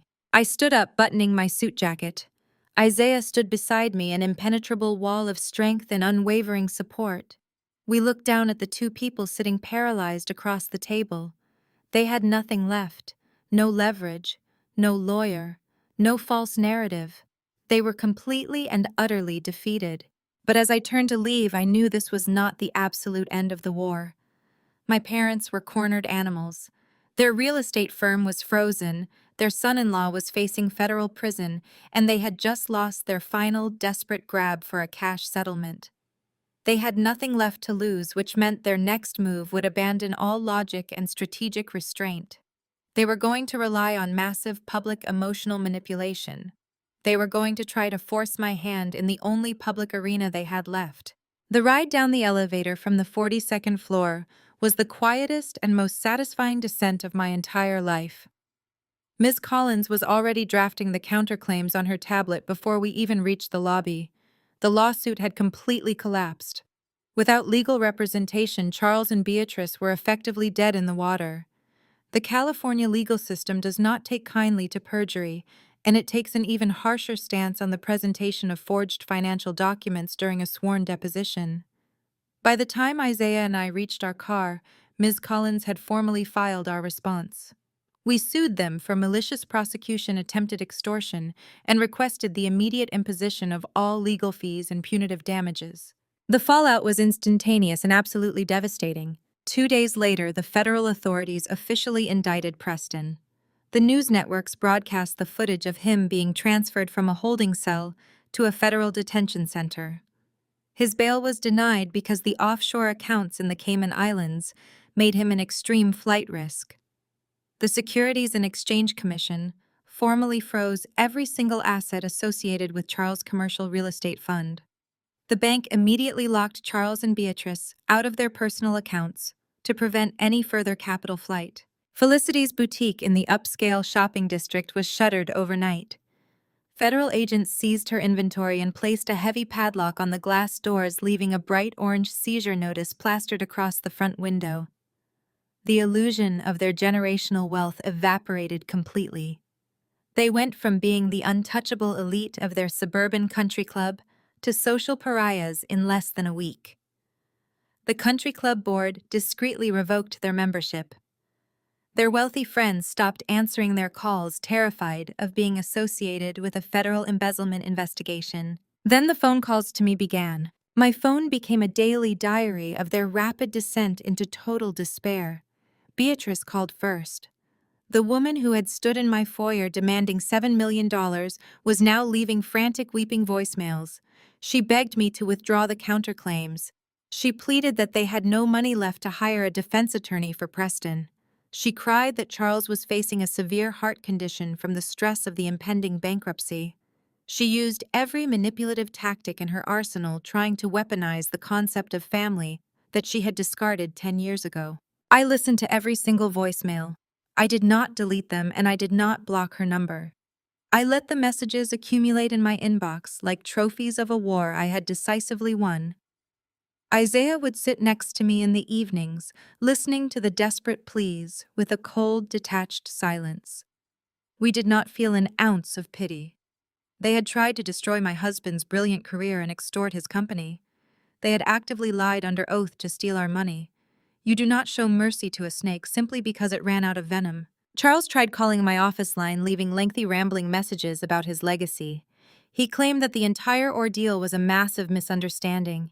He swore that Preston had manipulated all of them and that he truly believed the $10,000 check was an investment.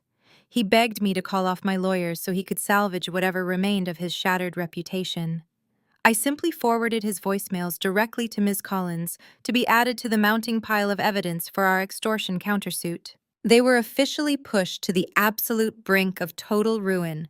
Their credit cards were declining at the grocery store. The bank was initiating foreclosure proceedings on their sprawling suburban estate.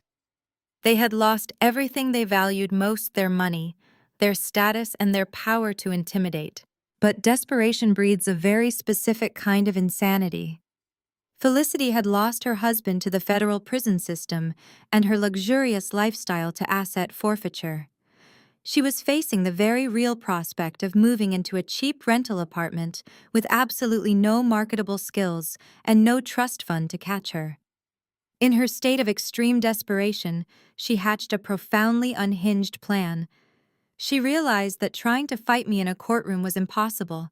The legal avenue was completely blocked. So she decided to drag the battlefield back into the one arena where she thought she could still manipulate me: the court of public opinion. Felicity knew that Isaiah and I were hosting our biggest philanthropic event of the year that coming weekend. It was a massive, widely publicized charity gala designed to celebrate the successful public offering of Isaiah's company and to announce our new philanthropic initiatives. The guest list included hundreds of the most prominent tech investors, venture capitalists, state politicians, and heavy-hitting media personalities in Silicon Valley. It was a highly curated, flawless public relations event. Felicity saw it as her ultimate leverage. She calculated that if she created a massive, humiliating spectacle in front of the most powerful people in the state, I would be forced to pay her off immediately just to make the public relations nightmare stop. The evening of the charity gala arrived, draped in elegance and meticulous planning. We rented out the grand ballroom of the most exclusive hotel in San Francisco. The room was a masterpiece of modern luxury, with towering floral arrangements cascading crystal chandeliers and a string quartet playing softly in the background. Photographers from major tech and business publications lined the red carpet entrance, capturing the arrival of Silicon Valley's elite. I wore a custom-designed emerald green gown, my hair swept up in an immaculate style. Isaiah looked devastatingly handsome in a tailored tuxedo. We commanded the room, moving smoothly between groups of senators and billionaire investors, accepting congratulations on the recent success of the company. I was completely in my element, managing the optics and ensuring every conversation highlighted Isaiah's brilliance and our commitment to charitable giving. The evening was proceeding flawlessly, and then the polished atmosphere was violently shattered.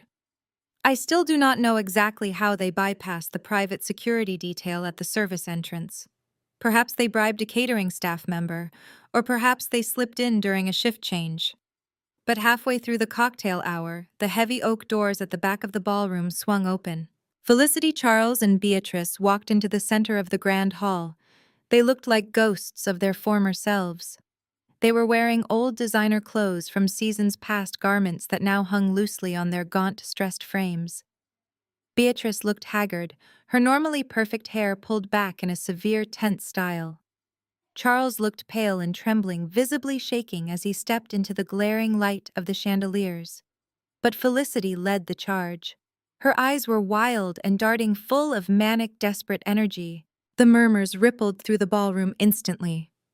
The high society crowd recognized them not as the prestigious family they once were, but as the disgraced subjects of the recent national embezzlement scandal. Investors stepped back, pulling their spouses with them, clearing a wide circle around the three intruders. The string quartet faltered and slowly stopped playing. The sudden heavy silence in the massive ballroom was deafening. I was standing near the center of the room speaking with a prominent tech journalist when I saw them approach. Isaiah immediately stepped to my side, his hand resting firmly on the small of my back.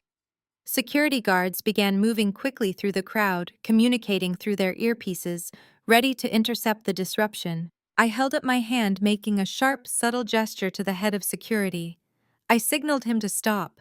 I did not want them dragged out kicking and screaming while the cameras captured footage of my guards manhandling my parents. That would look defensive. That would give Felicity the exact victim narrative she wanted. I needed to let her play her hand completely. Felicity did not waste a single second. She marched directly into the center of the cleared circle, making sure she was positioned perfectly under the brightest chandelier where every press camera had a clear, unobstructed angle. She locked eyes with me and let out a loud theatrical sob that echoed off the vaulted ceilings. "Bethany," she cried out, her voice carrying a practiced, shrill quality designed to pierce through the entire room. "How can you do this? How can you stand here drinking champagne while your own family is being destroyed?" The press photographers immediately shifted their lenses, the rapid clicking of camera shutters filling the silence. Felicity had her audience. She threw her hands up, pointing dramatically at the lavish decorations and the wealthy guests. "You wear designer gowns and host multi-million-dollar parties while you let your own flesh and blood starve in the streets," she shouted, fresh tears streaming down her carefully made-up face. "You ruined my husband. You drove our father into bankruptcy. You took everything from us just to satisfy your own petty, vindictive greed." Beatrice stepped up behind Felicity, clutching her hands to her chest, playing the role of the frail, devastated mother. Charles stood beside them, looking appropriately destroyed by his daughter's supposed cruelty. It was a highly orchestrated performance aimed directly at the emotional sensibilities of the crowd. Felicity took another step toward me, her voice escalating into a hysterical scream. "We are losing our home, Bethany. We have nothing left. We came here to beg you to show just a single ounce of human decency." And then she did it. In front of 300 of the most powerful people in the state, Felicity dramatically dropped to her knees right on the polished marble floor. She clasped her hands together, looking up at me like a beggar pleading with a tyrant. "Please," she wailed, letting her voice crack perfectly for the rolling cameras. "I am begging you, do not be this cold-blooded monster. Do not turn your back on your own family. We will do whatever you want.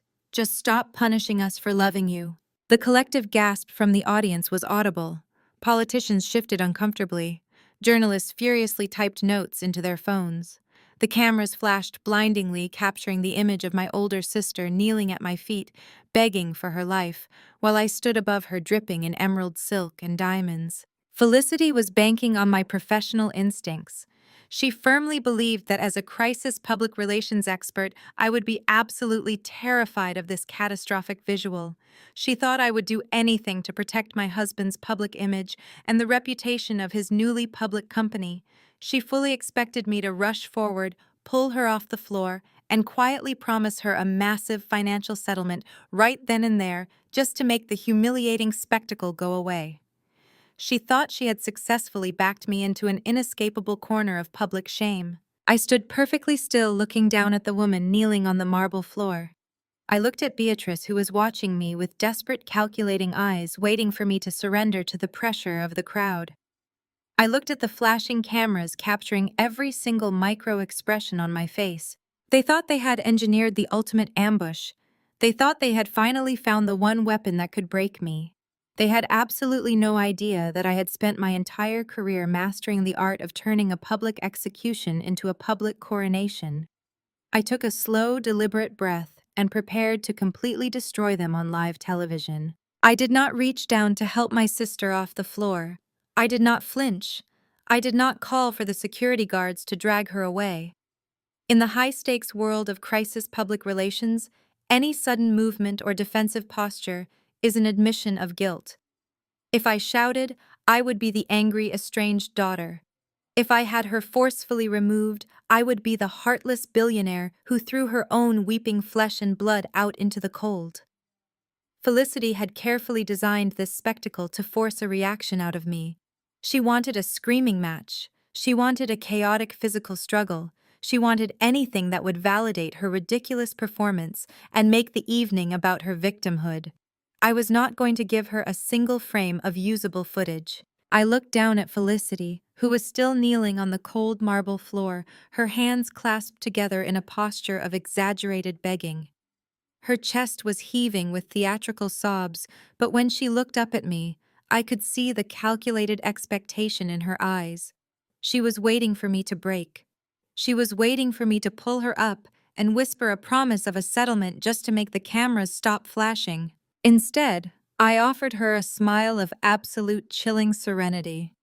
I stepped around her smoothly, making sure my emerald silk gown did not even brush against her trembling shoulders. I left her kneeling there, completely isolated in the center of the clearing. I walked with measured, deliberate steps toward the main stage at the front of the grand ballroom. The crowd of senators, venture capitalists, and elite journalists parted for me instantly. They watched me with bated breath, expecting me to flee or hide. Isaiah stood his ground near the center of the room, his arms crossed over his tailored tuxedo, watching me with a look of profound, unshakable pride. He knew exactly what I was doing. I was taking control of the narrative. I reached the stage and walked up the carpeted steps, my posture perfectly straight. I stepped up to the acrylic podium overlooking the sea of astonished faces. I raised my hand and made a subtle, sharp gesture to the string quartet positioned in the corner. The musicians immediately ceased playing. The sudden absence of music amplified the heavy, expectant silence in the massive room. The only sounds left were the rapid clicking of camera shutters and Felicity's awkward, faltering sobs from the floor. She had suddenly realized that the target of her ambush had walked away, leaving her performing to an empty space. I adjusted the microphone, tapping it once to ensure the sound system was active. The sharp acoustic pop echoed through the grand ballroom, commanding the absolute attention of every single person present. Ladies and gentlemen, I began, my voice ringing out with crystal clear authority. I want to thank you all for joining Isaiah and me this evening. I know that many of you were expecting a standard corporate celebration tonight. A few speeches, a champagne toast, and a polite networking event to mark the highly successful public offering of my husband's company. I paused, letting my eyes sweep over the crowd. The journalists in the front row had already stopped taking pictures of Felicity and were aiming their telephoto lenses directly at me. However, it seems we have been provided with an unscripted moment of dramatic theater. I continued, gesturing gracefully with an open palm toward the center of the room where my family stood. I did not sound angry. I sounded entirely unfazed and mildly amused, like a museum curator explaining a curious artifact. We are currently witnessing a very public display of what happens when the illusion of entitlement collides with the reality of accountability. I saw Beatrice stiffen from across the room. Charles looked around nervously, realizing that the crowd was not looking at them with sympathy, but with intense analytical scrutiny. Felicity stopped crying entirely. She was still kneeling on the marble, but the theatrical tears had dried up, replaced by a look of dawning panic. She was trapped on the floor, looking foolish and desperate, while I held the undisputed power of the microphone. "You see," I said, my voice dropping to a lower, more intimate register that forced the audience to lean in and listen closely. "The individuals standing in the center of this room are my biological relatives. 10 years ago, they explicitly informed me that I was no longer a part of their family. They did not do this because of a standard familial disagreement. They did this because of the man standing right over there. I pointed to Isaiah. The cameras immediately flashed in his direction, capturing his calm, stoic presence.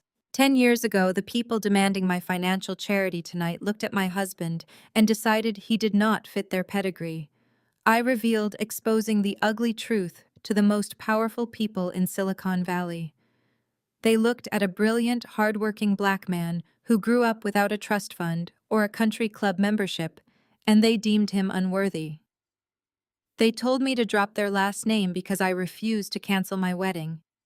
They chose their bigotry and their manufactured social status over their own daughter. A collective murmur of shock rippled through the affluent crowd. The tech investors who prided themselves on meritocracy and disruption stared at Charles and Beatrice with open disgust. The narrative had violently flipped. My family was no longer the tragic victims of a greedy billionaire. They were exposed as prejudiced elitists who had discarded their own child.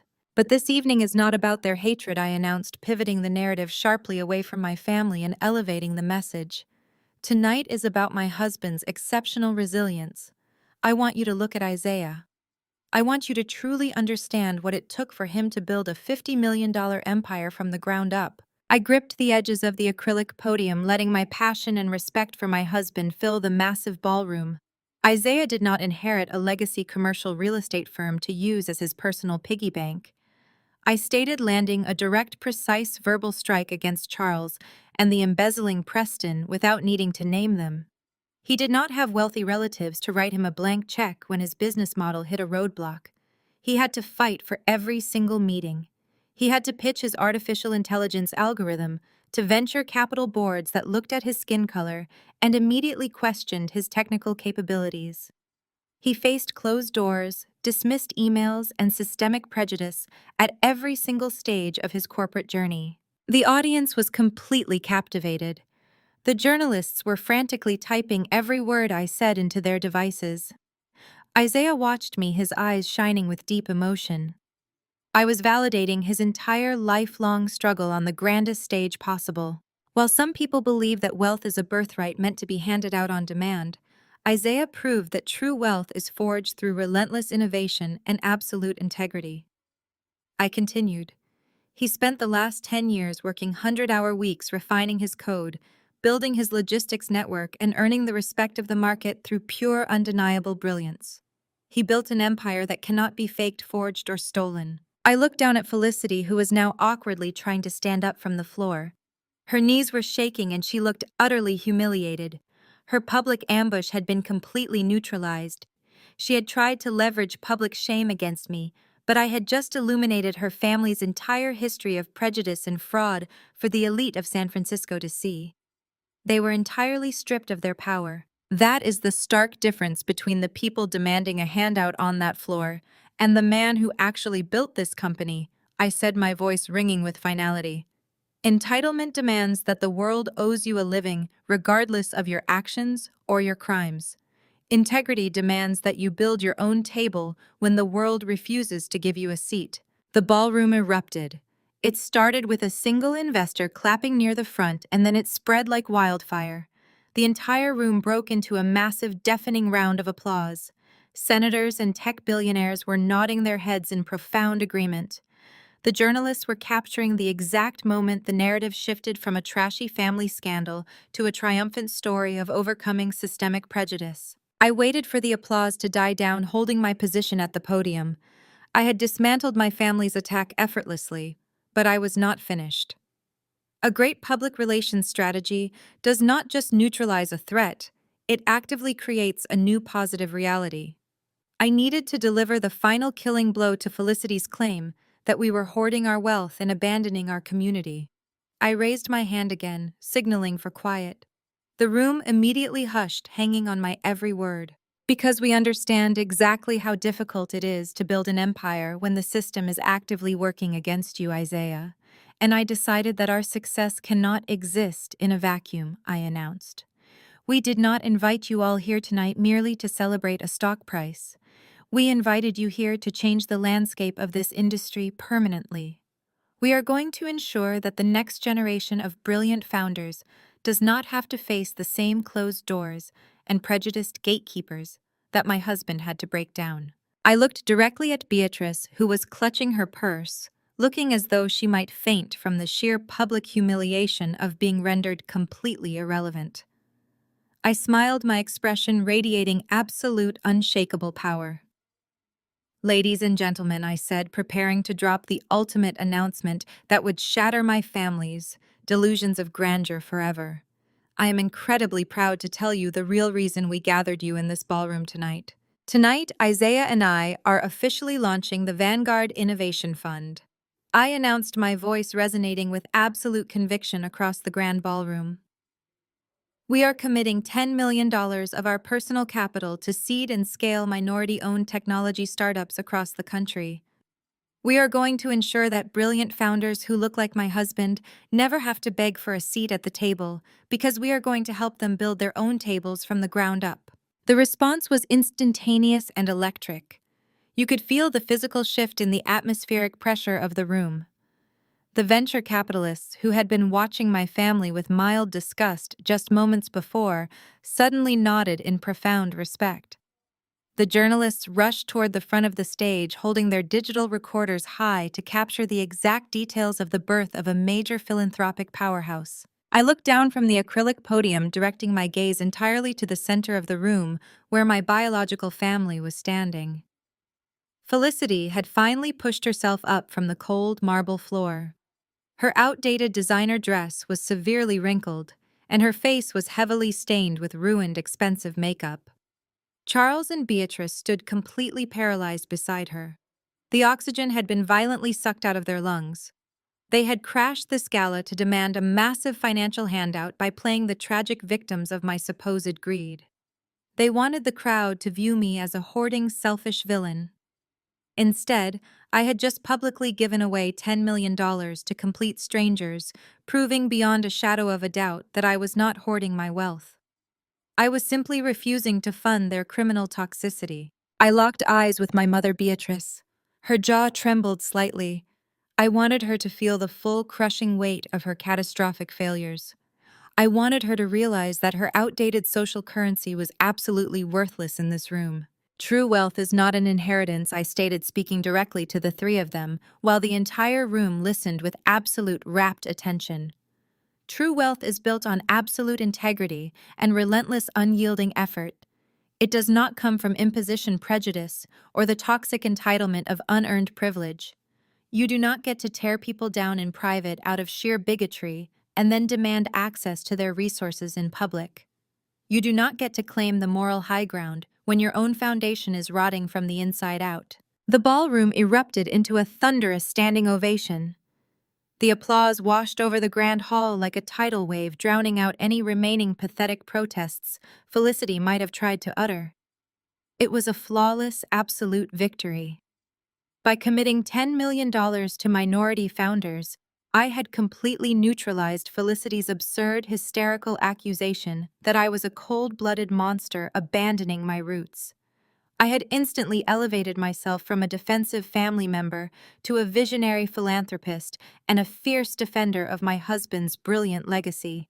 Felicity's pathetic public tantrum was instantly reduced to a grotesque, shameful display of pure, unadulterated greed. She looked exactly like a spoiled, entitled child throwing a ridiculous fit in the middle of a masterful symphony. The contrast was staggering, and the elite guests in the room recognized it immediately. The people standing around my family actively turned their backs on them. State senators and tech billionaires shifted their shoulders, forming a physical wall of rejection against Charles and Beatrice. The social excommunication was immediate and brutal. As I stepped down from the podium, Isaiah was waiting for me at the bottom of the carpeted stairs. He took my hand and raised it to his lips, completely ignoring the disgraced people standing just 30 feet away. We did not even look at them. We did not need to. The media descended upon us instantly, forming a tight, eager semicircle around Isaiah and me. Microphones were thrust in our direction, and reporters began shouting overlapping questions about the Vanguard Innovation Fund. They wanted to know the specific application process for the startup grants. They asked about Isaiah's vision for the future of the artificial intelligence sector and how our new foundation planned to disrupt the traditional venture capital pipelines. The press had entirely forgotten about the weeping woman in the center of the room. The narrative of the family scandal was dead buried under the massive weight of a $10 million philanthropic revolution. While the cameras flashed blindingly and the elite guests surged forward to shake our hands and offer their congratulations, I caught sight of the head of our private security team out of the corner of my eye. He was a broad-shouldered former military operative who handled chaotic environments with invisible precision. I gave him a single decisive subtle nod. The signal was given. The extraction of my family was a masterclass in silent, ruthless efficiency. 4 large men wearing immaculate dark suits materialized out of the shadows near the catering stations.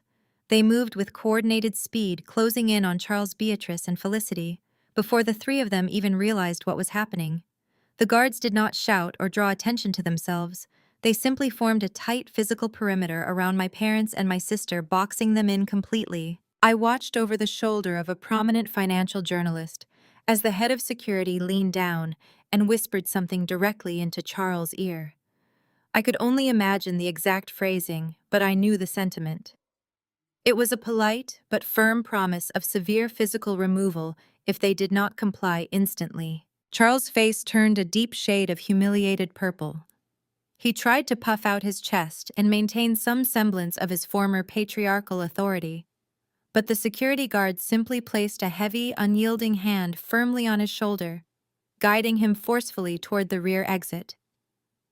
Beatrice looked around frantically, her eyes wide with terror, hoping that one of her wealthy acquaintances in the crowd would step forward to intervene and save her from this profound public embarrassment. Nobody moved to help her.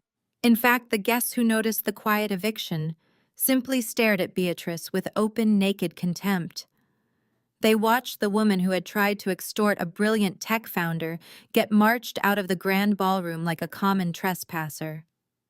A prominent female venture capitalist standing near the exit path actually took a deliberate step backward, pulling her silk wrap tightly around her shoulders to ensure she did not accidentally brush against Beatrice as she was escorted past.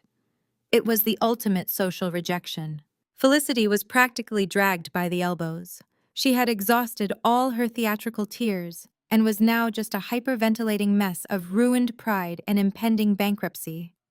She tried to look back at me one last time, her face contorted in a silent, desperate plea for mercy.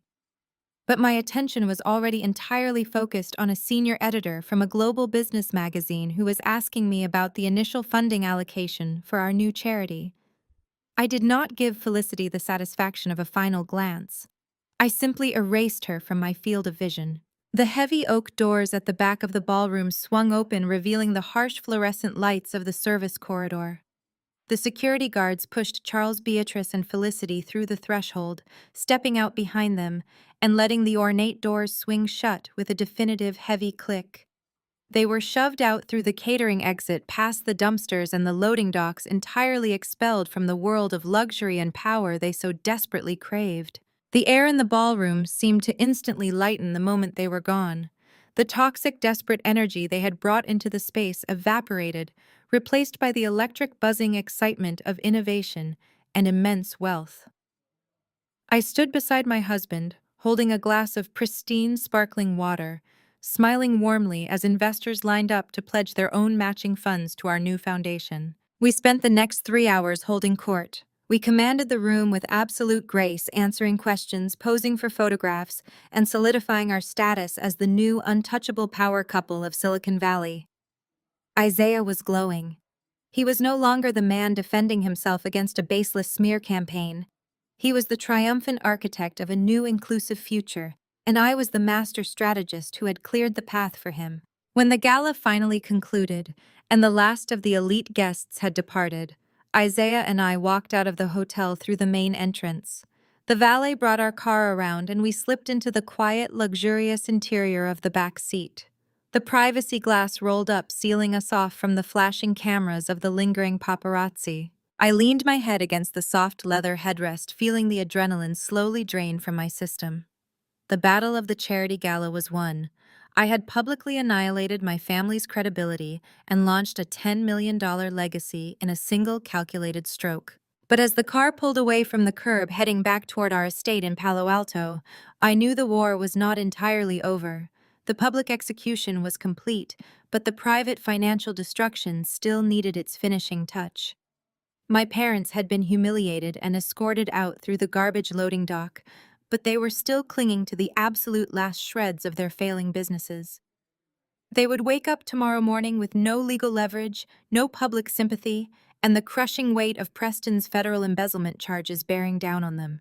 They were completely out of options. They had hit absolute rock bottom, which meant that tomorrow morning they would come crawling to my office. They would drop the public theatrics and resort to the most basic primal manipulation tactics they possessed. They would try to guilt me into saving them from the impending foreclosure and the total loss of their remaining commercial properties. I closed my eyes, a cold, triumphant smile playing on my lips in the dark interior of the car. Let them come to my office tomorrow, I thought. Let them beg. They had absolutely no idea that while they were busy crashing my charity gala, Isaiah's holding company had just finalized the paperwork on the most devastating real estate acquisition in the history of Silicon Valley. The final trap was already set, and the jaws were about to snap shut permanently. The morning sun streamed through the floor-to-ceiling windows of my Palo Alto public relations firm. The aesthetic of my office was deliberate. Clean lines, minimalist white furniture, and reinforced glass offering an unobstructed view of the Silicon Valley skyline. It was a space designed to project absolute control. When clients walked into this room, they knew they were in the hands of a woman who did not lose. I was sitting behind my custom marble desk reviewing the early media coverage of the Vanguard Innovation Fund launch. The press was uniformly glowing. The narrative of my family crashing the gala had been completely buried under the sheer magnitude of our $10 million philanthropic commitment. I was sipping my matcha latte when my intercom buzzed. It was my executive assistant, David. "Bethany, I have a situation at the front reception," David said, his voice tight with professional concern. "Your parents are here. They do not have an appointment, but they are refusing to leave. They say it is an absolute emergency." I glanced at the digital clock on my monitor. It was exactly 9 in the morning. The banks had just opened. I knew exactly why they were here. "Send them in, David," I instructed, "and hold all my calls for the next 20 minutes. The heavy frosted glass doors of my office slid open. I remained seated behind my desk, my hands folded neatly over a pristine leather portfolio. Charles and Beatrice walked in. If I had passed them on the street, I might not have immediately recognized the two people shuffling into my office. The transformation was staggering. The arrogant, aristocratic couple who had tried to extort $7 million from me just a few days ago had entirely ceased to exist. Beatrice was not wearing her signature cashmere coat. She wore a rumpled trench coat over a hastily buttoned blouse. Her hair, usually styled to perfection, hung limp and flat against her pale face. The expensive cosmetics could not hide the dark, bruised circles under her eyes or the deep lines of sheer panic etched around her mouth. Charles looked completely broken. The imposing patriarchal posture was gone, replaced by a hollowed-out slump. His suit was visibly wrinkled, and his hands trembled continuously at his sides. They looked like refugees fleeing a war zone, which in the financial sense they absolutely were. They stopped in the center of my office, looking around the immaculate space with wide, desperate eyes. They did not sit in the designer guest chairs facing my desk. They stood there stripped of their power and their false narrative, waiting for me to speak. I did not offer them a seat. I did not offer them coffee. I simply looked at them, letting the silence stretch and fill the room until the pressure became unbearable. "Bethany," my mother began, her voice cracking instantly. Her tone was completely devoid of the haughty condescension she had wielded for 33 years. "Please, you have to listen to us. We have nowhere else to go." I leaned back in my ergonomic chair, keeping my expression entirely neutral. "I am listening, Beatrice. You have exactly 5 minutes before my next client meeting. Choose your words very carefully." Charles stepped forward, leaning heavily on the back of one of the guest chairs to steady his shaking legs. "It is all gone," he said, his voice a raspy, terrified whisper. The federal authorities seized everything Preston touched. The Securities and Exchange Commission froze my commercial real estate fund on Friday afternoon.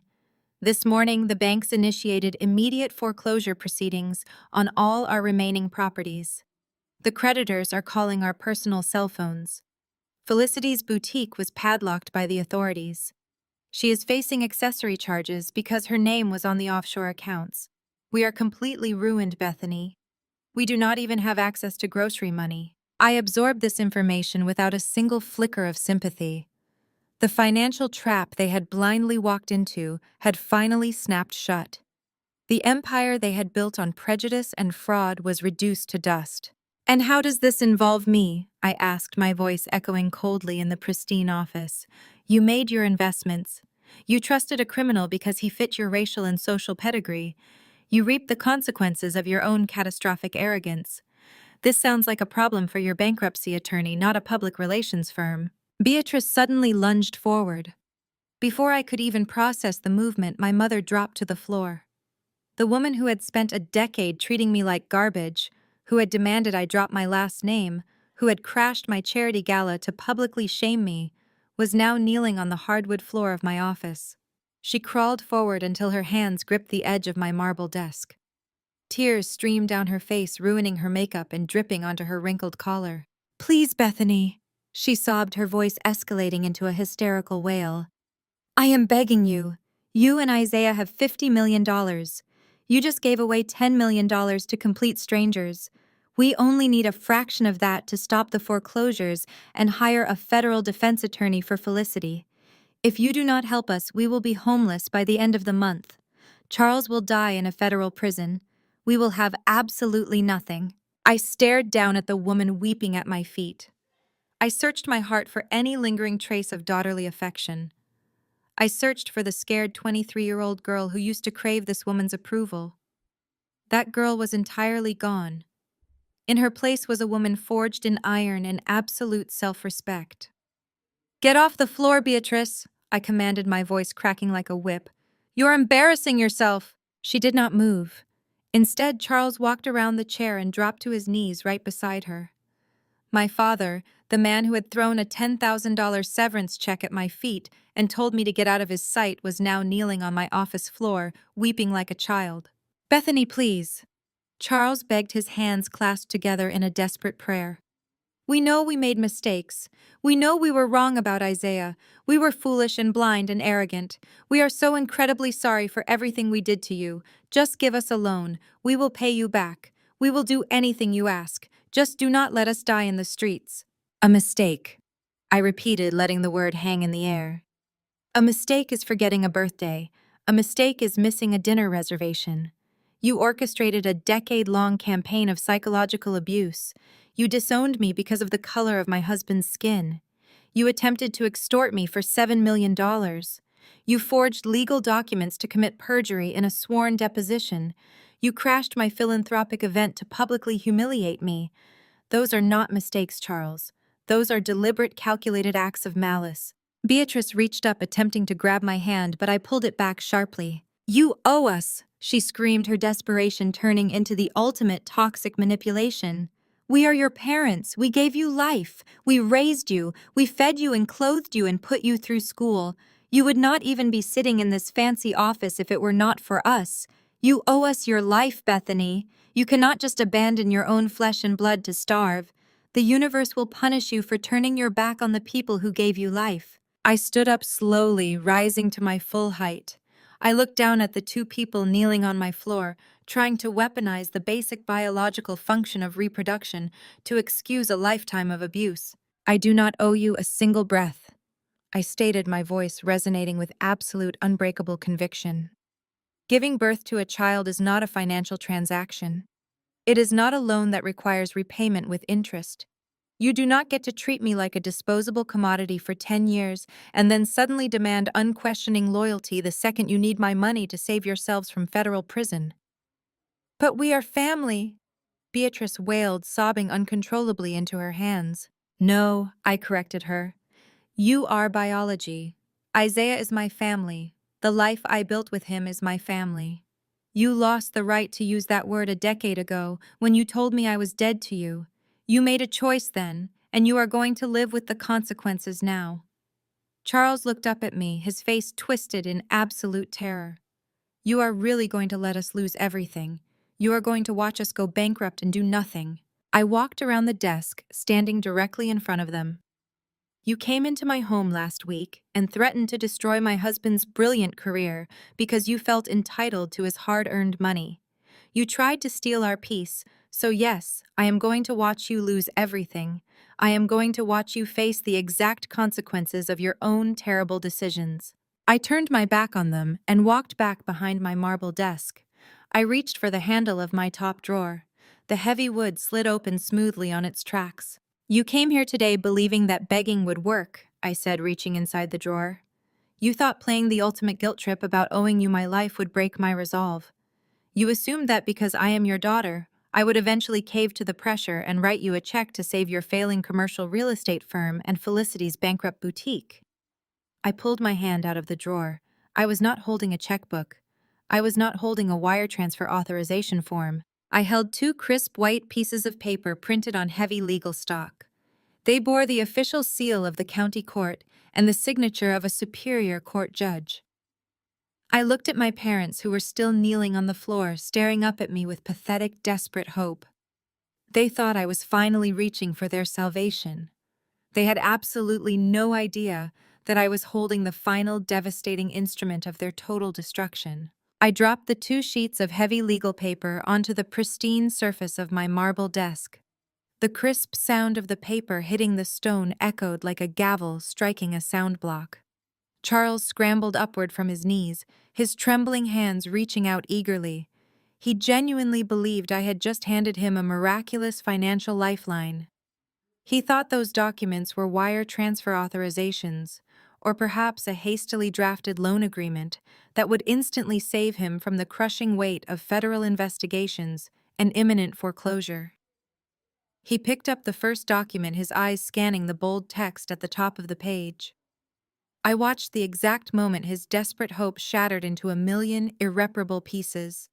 The blood drained so rapidly from his face that his skin turned the color of ash. He dropped the paper as if it had physically burned his fingers, taking a staggering step backward. Beatrice grabbed the edge of the desk and pulled herself up, her eyes darting frantically between my stoic face and her husband's terrified expression. "What is it?" she demanded, her voice shaking with fresh panic. "Charles, what did she give you? Is it the money?" Charles could not even form a coherent sentence. He just pointed a shaking finger at the desk, his chest heaving as he struggled to draw air into his lungs. Beatrice snatched the documents from the marble surface. She read the bold black lettering aloud, her voice cracking on the syllables. "Order of eviction. Notice to vacate premises for non-payment of commercial rent." She looked up at me, her expression a mask of pure, uncomprehending bewilderment. "I do not understand," she stammered. "These are eviction notices for my sister Felicity's retail boutique and your commercial real estate firm. Why do you have these?" I folded my hands neatly on my desk, projecting the absolute calm of a woman who had meticulously orchestrated a flawless victory. "I told you that my husband Isaiah is a brilliant man," I began, my voice ringing with icy clarity. "What you failed to realize is that a man who builds a $50 million technology empire does not just leave his capital sitting idle in a bank account. Isaiah's holding company has been aggressively diversifying its portfolio over the past year. We do not just build artificial intelligence algorithms. We acquire undervalued and distressed assets." I leaned forward, locking eyes with my mother, ensuring she absorbed every single word. "While you were busy crashing my charity gala, and while Preston was busy embezzling funds to pay for a private jet out of the country, Isaiah's holding company finalized a massive commercial real estate acquisition. 2 weeks ago, our firm legally purchased the commercial real estate parent company that owns the specific parcels of land beneath Charles' central business office and Felicity's luxury boutique." Charles let out a strangled gasp, clutching his chest. Beatrice shook her head violently, refusing to process the reality of my words. "You cannot do that," she shrieked. "You cannot just buy our buildings out from under us." "It was a completely standard corporate acquisition," I corrected her smoothly. The previous owners were eager to offload the properties because their primary tenants were defaulting on their leases. You see, when Preston embezzled those millions of dollars from your real estate fund, he did not just bankrupt his own retail company, he completely destroyed your cash flow. You and Felicity have both missed your last 3 months of commercial rent payments. You violated the core terms of your lease agreements. I gestured gracefully toward the eviction notices clutched in my mother's shaking hands. The judge reviewed the financial delinquency yesterday afternoon. He signed the court orders without a moment's hesitation. Beatrice stared at me, the final shreds of her arrogant matriarchal delusion dissolving into the cold, hard air of my office. "You bought the land just to evict us," she whispered, her voice hollow and defeated. "You planned this just to destroy us." "I did not plan your financial ruin, Beatrice," I replied, my tone completely devoid of sympathy. "You built a house of cards on a foundation of bigotry, fraud, and staggering incompetence. I simply bought the land underneath your house of cards and decided I no longer wanted your toxic presence on my property." Charles took another step back, bumping heavily against the designer guest chair. He looked like a man who had just watched his entire universe collapse into dust. "Bethany, please," he croaked, tears streaming down his weathered cheeks. "Where will we go? What are we supposed to do? We have no money left. We have no businesses. We have absolutely nothing." I stood up slowly, rising to my full height behind the marble desk. I looked at the two people who had brought me into this world. I looked at the people who had treated my husband like dirt, who had demanded I strip away my own identity to appease their country club friends, who had weaponized a smear campaign to extort my family. I felt no anger anymore. I felt no lingering resentment. I only felt the profound liberating lightness of total absolute detachment. 10 years ago, I said, my voice carrying the steady, unwavering rhythm of absolute finality, "You stood in your grand foyer and told me I was no longer a part of your family. You told me I was dead to you because I chose a man of character over your racist, elitist pedigree." Beatrice opened her mouth to beg, but I raised my hand, silencing her instantly. "You were right," I continued, the words flowing with cold, perfect precision. "I am not your daughter anymore. I am your landlord, and you have exactly 30 days to vacate my property." The silence that followed was absolute. There were no more screams. There were no more theatrical sobs or manipulative pleas for mercy. The ultimate boundary had been drawn and enforced with ironclad legal authority. They had absolutely no leverage left to pull and no more lies left to sell. They were completely and utterly defeated. I pressed the button on my intercom system. "David," I said, keeping my eyes locked on the two broken figures standing in my office. "Please have security come to the executive suite. My guests are leaving and they will require an escort out of the building. They are not to be permitted back on the premises under any circumstances." "Understood, Bethany," David replied promptly through the speaker. Within 30 seconds, the heavy frosted glass doors of my office slid open. Two large uniformed security guards stepped into the room. They did not need to use physical force. Charles and Beatrice had no fight left in them. They were completely drained, hollowed out by the crushing reality of their own devastating failures. Charles turned slowly, shuffling toward the exit like a condemned man.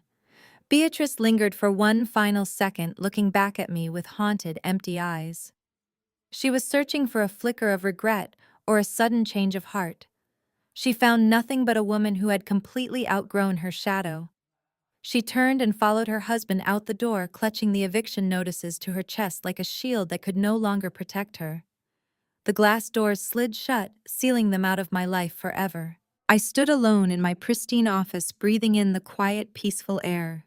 The lingering scent of my mother's heavy floral perfume quickly dissipated, replaced by the crisp, clean scent of my own space. I walked over to the floor-to-ceiling windows and looked out over the sprawling, brilliant skyline of Silicon Valley. I felt a physical sensation of weightlessness wash over my entire body. The decade-long war was officially over. The ghosts of my past had been exorcised, and the toxic chains that had tied me to their expectations were permanently severed. I had protected my husband, defended my empire, and reclaimed my total independence. I walked back to my desk and picked up my designer bag. I did not need to stay at the office any longer today.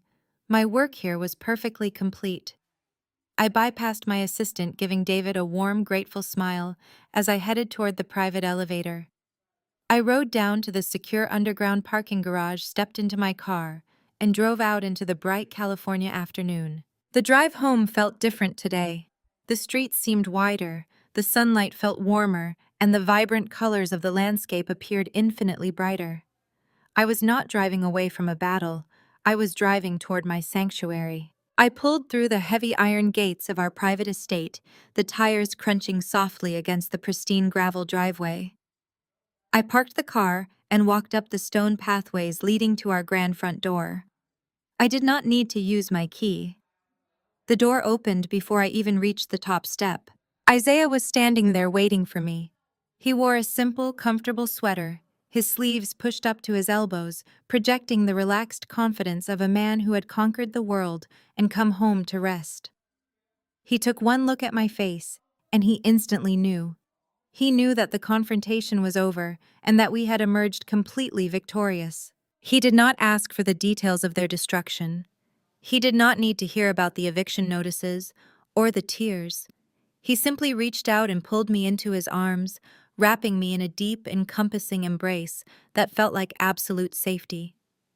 I melted into him, wrapping my arms around his waist and resting my cheek against the steady, comforting rhythm of his heartbeat. "It is done," I whispered against his chest, my voice thick with profound relief. "They are gone, Isaiah. They are really gone." "I know," he murmured, resting his chin gently on the top of my head. "We are safe now. You protected us beautifully." We stood there in the sunlit foyer of our beautiful home, holding each other in the quiet aftermath of the storm.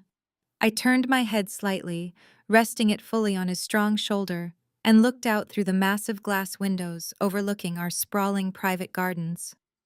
The world outside was quiet and serene, reflecting the absolute peace I finally felt within my own soul. We had survived their bigotry, their extortion, and their relentless attempts to tear us apart. We had taken their cruelty and used it as fuel to build an empire of integrity and staggering success. The revenge had been executed with flawless precision, not with screaming or violence, but with the undeniable power of truth and consequence. I closed my eyes, a soft, genuine smile spreading across my face. I was no longer the discarded daughter mourning a family that never truly loved her. I was a fiercely successful woman, standing in a fortress of my own making, wrapped in the arms of a man who cherished me completely.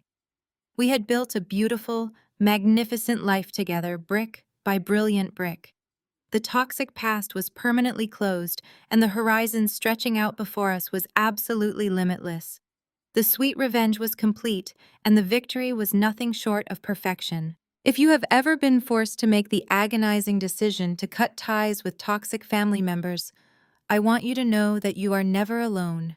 Your inherent worth is not dictated by the people who were too blinded by their own prejudices and greed to see your value. Have you ever had to stand your ground and enforce an ultimate boundary against a manipulative relative? How did you reclaim your power and build your own table? Please share your experiences in the comments below. If my journey to absolute freedom and sweet revenge resonated with you, hit the like button and subscribe to the channel for more stories about surviving, thriving, and demanding the respect you deserve. Remember, walking away is not giving up. It is finally stepping into your own undeniable power.